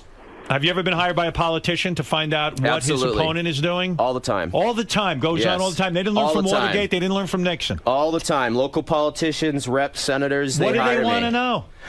Just anything that they can find out on them. They want to find out any kind of scandal, right? Kind. So they can discredit their opponent. Yeah. I ran for office back in 2004 myself, and I lost. And my opponent afterwards thanked me for, not investigating her. I said, you know what? I wouldn't have wanted you to do it to me. Chico, you're on the air. You're on with Mark, Mark's Private Investigation Services, or go to purchase his book, Happens All the Time, Cheating in the Good Old USA. Go to onthemark.com, onthemark.com. On-the-mark. On-themark.com. Okay, Chico, you're on the air. Hey now. Hey now. This guy's a fucking douchebag. Take the fuck bat right to his head. Hey, man. You get fucking paid to ruin people's lives. Mind your fucking business. Bring it on, man. I'll be your next fight. You'll be my next fight in the cage. What? I said, bring it on. You'll be my next fight in the cage. Dude, I'd love to, tough guy. Be careful what you wish for. Tough guy. Tough guy's calling the radio shows there, Chico. What kind of name is that? Are you a dog, you fucking scumbag? What's the matter? Dude, I will fucking rape your wife's asshole right in front of you and then choke out your golden retriever, you fucking scumbag lowlife. Get a fucking job. No wonder you have an anger issue. I'm telling you. These fucking douchebags calling the radio shows talking tough. What a fucking pussy. I pull up front, you fucking scumbag. You know what? I will say. Sucking a black cock, pussy. All right, I love sucking black cock, your mothers. I will say, Howard, that it always comes down to black cock. Yeah. I'm your mother. I run my agency. Can I Thank speak? you, sir. Can I speak, Chico? I run my agency in a very professional way. I don't do anything illegal. You know what? If you ethically think it's a crime, that's not for me. I get hired for a service. I do it legal. I have legal people that work with me. I do legal work. I don't. I walk the fine line like a gumshoe. All right, Chico. It doesn't mean that you're not a douchebag for what you're doing. Mind your fucking business. If you cheat, you're a douchebag for what you're doing. There's no reason to put the bait out there and fucking ruin people's fucking lives. Did you get caught? Did you get caught? Chico got caught cheating, man. Yeah. Chico and the man? I said, was it Chico and the man? How come Chico's phone connection is so low? Because he's poor. You don't think he's paying his phone bill? Yeah, pretty much. Yeah, he's got one of those government-paid Yo, cell you see, phones. I work for my money. I don't ruin people's lives like you scumbag. Thank you, sir. All right, thank you, Chico. Well, what about your extremely low voice, John? Does that ever freak women out? That's from all that black cock Chico said I suck. It's high protein levels. I've had this voice since 7th grade. I haven't been able to date. I've had buddies' fathers in middle school that thought I was a drug dealer calling the house and I couldn't talk to them. Well, let me just say thank you guys for coming in. I appreciate it. I appreciate it. For more information on Mark's private investigation services or to purchase his book, Happens All the Time, Cheating in the Good Old USA, go to on-themark.com. All right, thanks, guys. Thank you very much for having us. It always gets people worked up, doesn't it? Thank you very much. It always does, man. Thanks. Oh, well, thank you very much. All right. Can we take a photo surprised before no we career leave, in Howard? Is the... that all right? Hey, nice to meet you. Can we take a photo for you? Sure. Thank you. Thank you.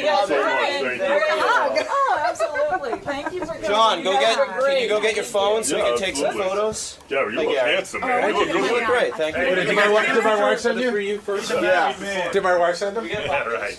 Mark. Yes. So that went well. I mean, you got your word out for sure. I got my word out. I'm a little nervous about what the backlash is going to be when I get back with the state police that license me and the Church of Scientology and all that shit. But you know what? I guess you get to take risks in life. Well, I was going to say, on one hand, you're looking to promote, you're looking to get the word out about your business, but at the same time, you're a private investigator, so it's something you have to keep kind of secretive. How do you walk that line? How do you... People are fucking dumb, that's why. They got no clue. You know what I mean? I could talk to someone and 5 minutes later be watching them, and people are oblivious. So they're not Plus, I put fake mustaches on. They're not going to read I can't grow one, so I put a fake one on. I'm 42 and I can't even grow a beard. So decoys, are you worried at all that this exposure is going to lead to people knowing who you are and... No, it should be fine. We change our looks, we do things. I'm busy undressing Lisa with my eyes right now. So got me. I've had Lisa with her for about a decade now. So really? It's the glasses, the hair, the whole. I know, and I'm part figure. Bostonian too. He was just saying he loves the glasses. Need them. Oh, need them, huh? Howard and us. Interesting. Because I want him to send it. Lisa, are you feeling the mutual love here? Is this the type of man you're It's looking for? that voice. It's like what Howard said. See, I'm more of a normal, average guy. I'm more obtainable. You could have a cheeseburger or filet mignon. Let's choose there. And I'm 10 years older than I'll be the French fries. So you guys can change up your look. You can adapt and make yourself. We have a whole different ball. He gets down on his hands and knees, and he's a 5'6" guy. Yeah, and then check this out. Watch. This is hilarious. Oh wow! You know, these shoes make a big difference. So there's all sorts of tricks involved to keep yourselves anonymous and conspicuous. Cool. Well, thanks for stopping by today. Thank you. Good luck with everything. Great time. Thank you.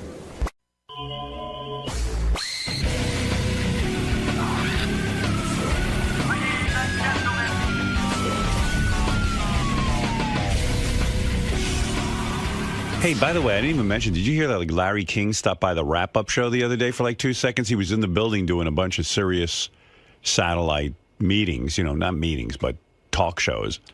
And he walked by the wrap-up show for 2 seconds. I didn't know that.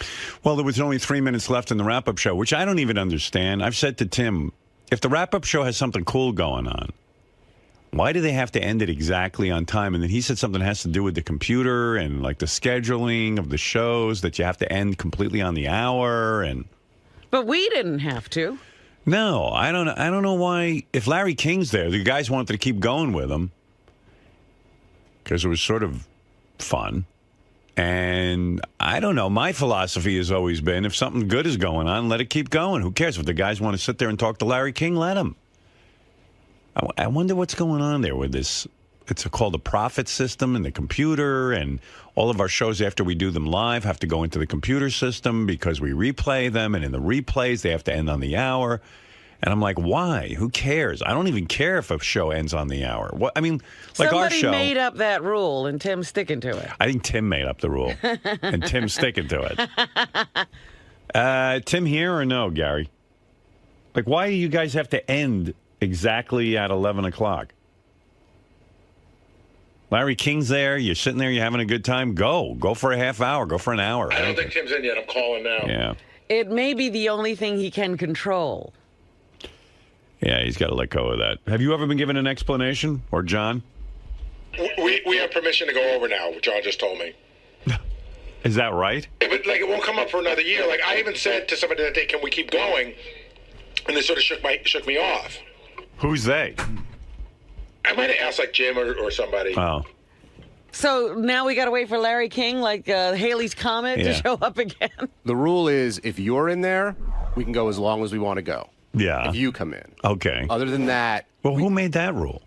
Tim. But why? What's the thinking behind it? My understanding is the show has to end because of the rest of the schedule and But everything. what is has the to run on schedule? They time. just rerun our show. Yeah, the replay starts at, I guess we're done by 11, so at 11 o'clock, the replay has to start, and then it affects the rest of the day. I don't know. Yeah, but let's say they replay our show, and you guys finish at 11:20, and they start the shows at 11:30. Who gives a fuck? I mean, no one's sitting there going, oh, man, they didn't start at the top of the hour with the shows.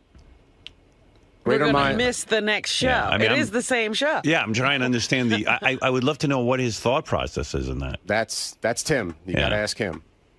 But Tim has this move whenever I ask him something. Of course, he goes, I brought it up to you, and you told me you wanted it this way. And That's exactly what he said about that, Howard.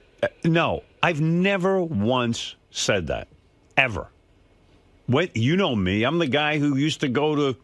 On terrestrial radio, I would go over. And I'd say, who cares? Let me sit here all day. I'm the only one getting ratings. Why are you in a rush to play music? I mean, so... He always blames it on me, Tim. And I know listen, my whole philosophy in radio is you don't need a schedule. Hey, Tim, how come we have to end the wrap-up show if Larry King walks in? Well, I told John, I says, if you guys wanted to go, you could have gone. And he says, well, don't we end at the top of the hour? So we discussed it. And they just decided, they didn't even ask me. I was in the room, so. Right. No, but I'm saying. You weren't. And Jim, I asked Jim, I said, can we keep going? And he sort of shook his head. Yeah, you weren't in the room. Yes, I was in the room. I was standing right there with Larry King. I was looking at him. Oh, so you said you weren't in the room. I was in the room. So, Gary, you asked and Tim shook his head no? JD's yelling Tim wasn't in the room either. If Tim I was in the room, I was we were unaware because the room was crowded that day. I patted Larry King on the back on the way out. I says, thanks for stopping by. And if you guys wanted to go, you could have went. There's no problem with that. The thing is that we like. You've always told me there's a problem. Well, we like to end the show at the top of the hour, you know, so because it fits in. When we did 6-hour blocks from 6 a.m. until till noon, right? You know, that block would replay from noon until 6, from 6 to midnight to 6 a.m. Who cares? Well, it just because of the spots and everything else that had to run within it. Oh. Okay, from now on, what's the rule? The boys can go as long as they want? They can go as long as they want. Sure. Okay, good. They can end. They should end at the top of the hour if they can. It makes life much easier. But if there's something there that they can go longer, makes it easier to put the stuff in the computer. Exactly. And the other thing is that you and I had a conversation about that. Oh, here we go. Yeah. Remember the wrap-up? Oh, yeah, I remember it just like it was yesterday. Okay, what's the conversation? He always does this to me. It's true. We true. had a conversation about this, and you told me. You told me. Remember, you wanted the wrap-up show to go. It's like an hour-long show, right? And that and if something is going on, let them go. Right. Well, that's what we'll do. Yeah. But I didn't have any conversation about this. No, we talked about the 1 hour. Okay. No, we did. Don't you remember the conversation where I said let it run as long as it wants? You were there. Don't you remember that? This is what you do. Don't you remember that conversation? No, you and I talked about it. Don't you remember when you and I had a conversation? I said let it remember, run exactly. Okay, there you go. Good. Okay, good. We're even. Tim. All right, thank you. All right, thank you. You're losing weight again, huh? Yes, sir. Yeah. Yeah. Yeah. Good. What are you doing this time? No green drink? No, green drinks. You're doing green drink? Yeah, Robin and I started the detox yesterday. Yep. No ayahuasca? No, thank you. Ayahuasca? No ayahuasca, no ayahuasca. No. You know. Oh, you're doing green drink, huh? Yeah. And what else? Because you always but I do like a salad. I don't do like total, but I do like a salad or something like that. Just but I watch what I eat. Yeah. No more carbs. Right. Crap. Carbs aren't the problem, dude. Well, vegetables are It's a carbs. combination of You know, exercise and people putting the are- right food in your system. But the more green you put into your system, the better. The more oxygen you put in your body, it pushes out all the impurities. You feel better. You have more energy. You think clearer. All You right, sleep all right. better. All right, I'm getting woozy. From Again, vegetables are carbohydrates. Right, okay. Okay. All right, thank you. Thank you. Yeah. You can talk to Tim afterwards about that. Explain it I'm to him just, you again. know, he's Robin, like, I tried no calling you carbs. twice last night, by the way. I tried to call you back, by the way. Yeah. And Tim's on fire. Tim once, what was Tim's quote once? Food doesn't control him, he controls food. I think you taught him that. No, he came No. up with that on his own. Yeah. I never declared him Nothing- not under the control of food. Nothing that wacky came out of your mouth. Cookies are my weakness. I now have the tools in order to take the weight off. I think food gained control again. Well, like I said, I never declared him. He decided that on his own. But he looks good. You're unable to do the lifestyle, you can't take the job. Right. Sometimes Tim talks so fast and gets all charged up that, you don't know what he's saying. He comes out with all those things. Your point is valid and well taken. Right. Timitudes. Right. There's so many projects and initiatives going on around these channels. Timisms. Tim. I do like that guy. Tim. He's a good guy. Yeah. Why would you name a kid Tim? Although, what do you name a Timothy. kid? Timothy. What do you name a long kid? form. Where the hell does that come from? Timothy. Oh, they Howard. were talking about Yeah. Mariah Carey's kids' names on The View, and it's Yeah. Moroccan was where They decorated. it is a room in her house. It's the Moroccan room, but that's where Nick proposed to her. Oh. So the kid's got to be stuck with that shitty name. Right. Moroccan. Yeah. Mm. Hey, Wally, you're on the air. Good morning, Howard. Hey, now. I was really upset that they were ending the show like that on Larry King. 3 minutes in, Larry's just giving off this whole itinerary of what he's doing and where he's going to be appearing. It was hilarious. He's like, Boston, L.A., Yeah. England, guacamole. I'm like, I know, I heard. I'll play it. Did you hear it, Robin? No. Yeah, it was really good. And then I wanted it to keep going. And then all of a sudden the rule came up. And I said, who made this rule that the guys can't keep going? Go. I don't mind. I mean, listen, you don't want them droning on for 4 hours, but if they got something cool happening, let it Yeah, that go. was an unusual circumstance. That's right. I'm telling you, I had nothing to do with that. I'm the guy who says break the rule. There's no rule. Content is king. Content is king. Thank you. All right. Howard, he had no idea that anybody that was in there in the wrap-up show worked for you. He's like, who are all these guys? I assume you're all fans? Yeah. It's hilarious. All right, I'll play Thanks it. for taking my call, Howard. It's real quick, actually. He's only on for like 3.5 minutes. He doesn't. What do you mean he doesn't know? Oh, He man. doesn't know he's on Howard 100. Well, He knew. He just, who knows what he knows. Here's what they told him. They said, would you like to go do, this is the wrap-up show after Howard's show. And he said, is Howard going to be in there? And they said, no, and then he came in. Yeah. Yeah, and then he tells Gary afterwards he'd be happy to do our show that we don't ask. But meanwhile, we've called this publicist. A million times, they I'm don't- sure. They don't want to. Listen, probably rightly so. Here's the wrap-up show where Larry King walked in. Larry, come on over to this microphone. Larry King stopped by. How you doing, Larry? Come right over to this microphone. Wow. How many hosts? Just two hosts. Just us. And a lot of Don't guests. worry, I'm leaving. That's Howard's limo driver, who's also got 100-something thousand Twitter followers. Oh. He only has 80-some thousand. So, Larry. How is Howard? He's good. How come you never come by and do the show? I'm never asked. How's his interpreter? He's good. We'd always love to have you on the show. How we do, Howard? I've got nothing against Howard. Good. We'd love to have you. What are you promoting? How old is he at this point? It's hard to track his age as All much right. as it is his marriages. The thing about him that's noticeable when you see him in person is he can't weigh more than 100 pounds. Yeah, he's like an elf. He's like from Middle Earth. Yeah, he's like a hobbit. It says here 77. Okay. That's how old he is, but he looks older, honestly. He's always looked older than 77. Yeah. I don't recall him ever looking 77. So he somehow he keeps saying through this interview that he's a stand-up comedian now, but then when you question him more, it turns out he's not really a stand-up comedian. It sounds like he tells stories about his life. Well, I don't know. It's not quite stand-up comedy with like jokes, but he talks about his life when he does these shows, and he can't sit still. He didn't want to give up that CNN show. No, he was forced out. And quite frankly, I'm sure if the boys had him there longer, they would have said, don't you feel sort of vindicated? Because I think the ratings were actually higher with Larry than they are with Piers Morgan. And aren't they bringing Larry back for some kind of a special already? Maybe, I don't know. I heard a promo for that. But now because he can't sit still, he's going out doing a stand-up tour. And I thought it was a joke. He goes like, I just got back from Lisbon, and I guess because CNN's heard all over the world, he has some sort of audience in every country. Yeah. Oh, I'm doing a comedy tour. Stand-up comedy? Yeah. I've always done conventions and things, and now when I kind of semi-retired, am I on? Because I don't hear myself. Yeah, you're on. Oh, I see. Oh, that's a high. Oh, yeah. Oh, he loves his voice. Yeah. Listen to him. Oh, thank you.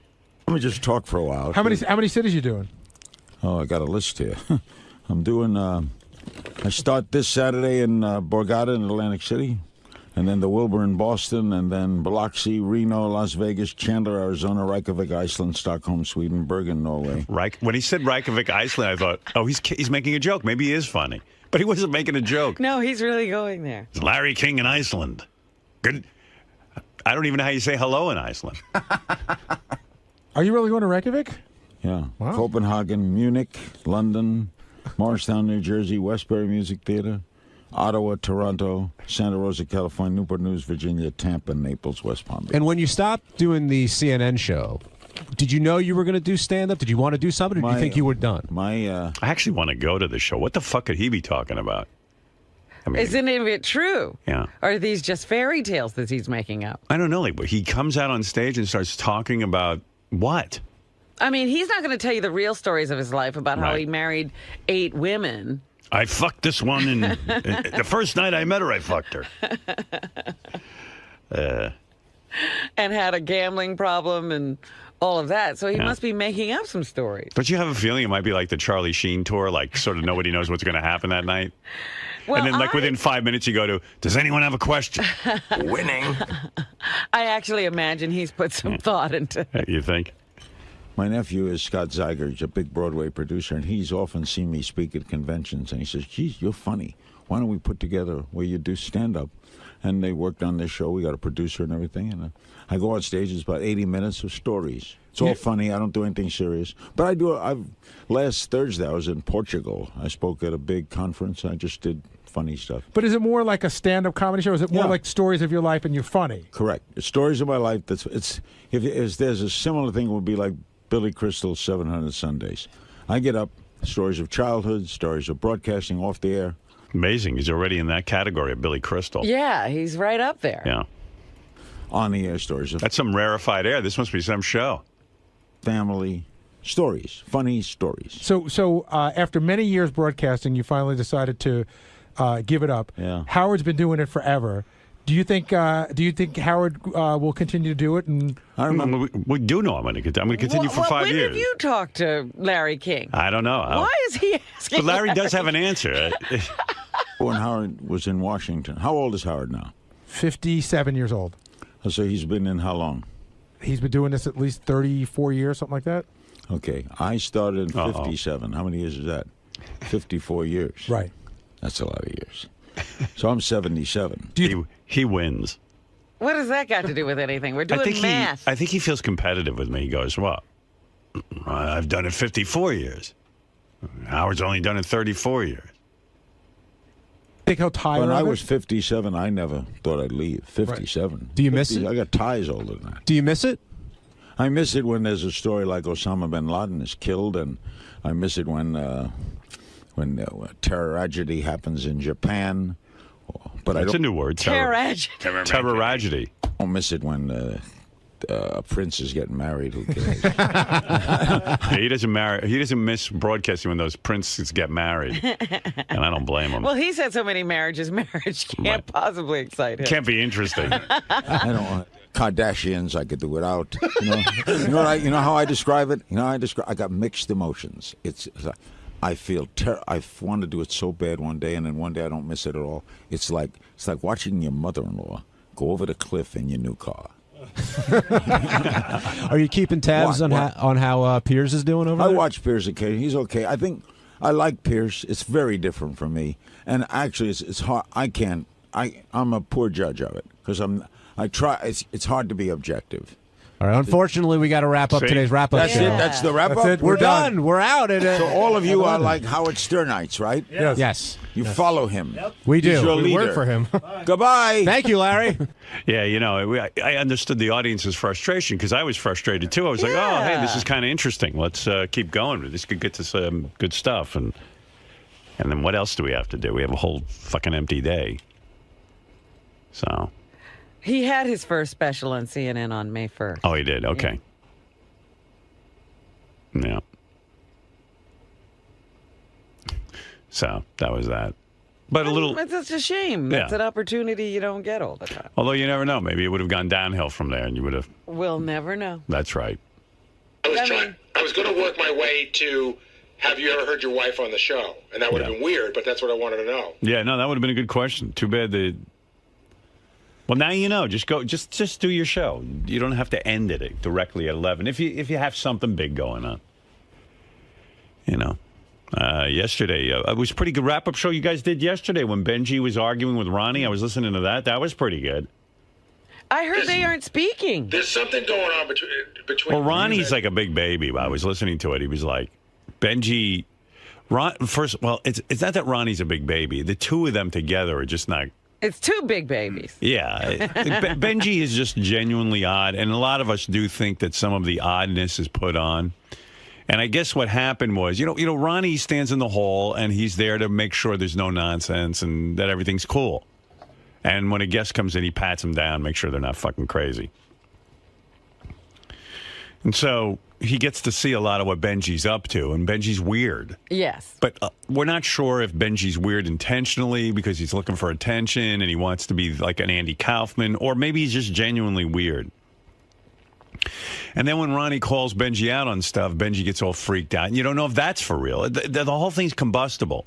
So the other day, Benji was coming in, and because he's had that issue with me that he's been late where I'm going to fire him, he's now decided that when he swipes his card when he comes in, because we have key cards, when he swipes his card, it's good because then he can be on record as having been here. I was wondering why he did that because, there have been times when I come in like either just before him or whatever, and I swipe it and the door's clearly open, and he stands there and he does a reswipe. Yeah, well, that was what happened. So Benji did the reswipe thing while the door was open. People were holding the door for him, and he stood there and reswiped. And Ronnie was like, "What are you doing?"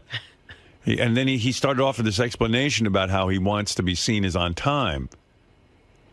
And Ronnie says, that's ridiculous. Why don't you do that out where we aren't? There's another key card position where you could be swiping all you want and none of us would see it. You're doing it because you want to be noticed. And then they got into a whole argument. This morning, he comes in and Fred holds... And it's just funny to hear Ronnie argue with that Queens or New York accent, whatever accent that is. I don't even know. It's the most severe New York accent I ever heard. He's crippled. Yeah, and then he starts yelling over Benji. It's entertaining as hell. So this morning, he comes in and Fred holds the door for me. He doesn't have to put his card there, but he's standing there, keeps putting the card there. For like a shtick thing. So no, it wasn't. I'll give you an exact explanation of what happened. Don't say it to me because it's got nothing to do with me. So this is what upset the Ronnie. security people said, "What the fuck is wrong?" And with I will this explain guy? what happened because I've had a reputation of being late.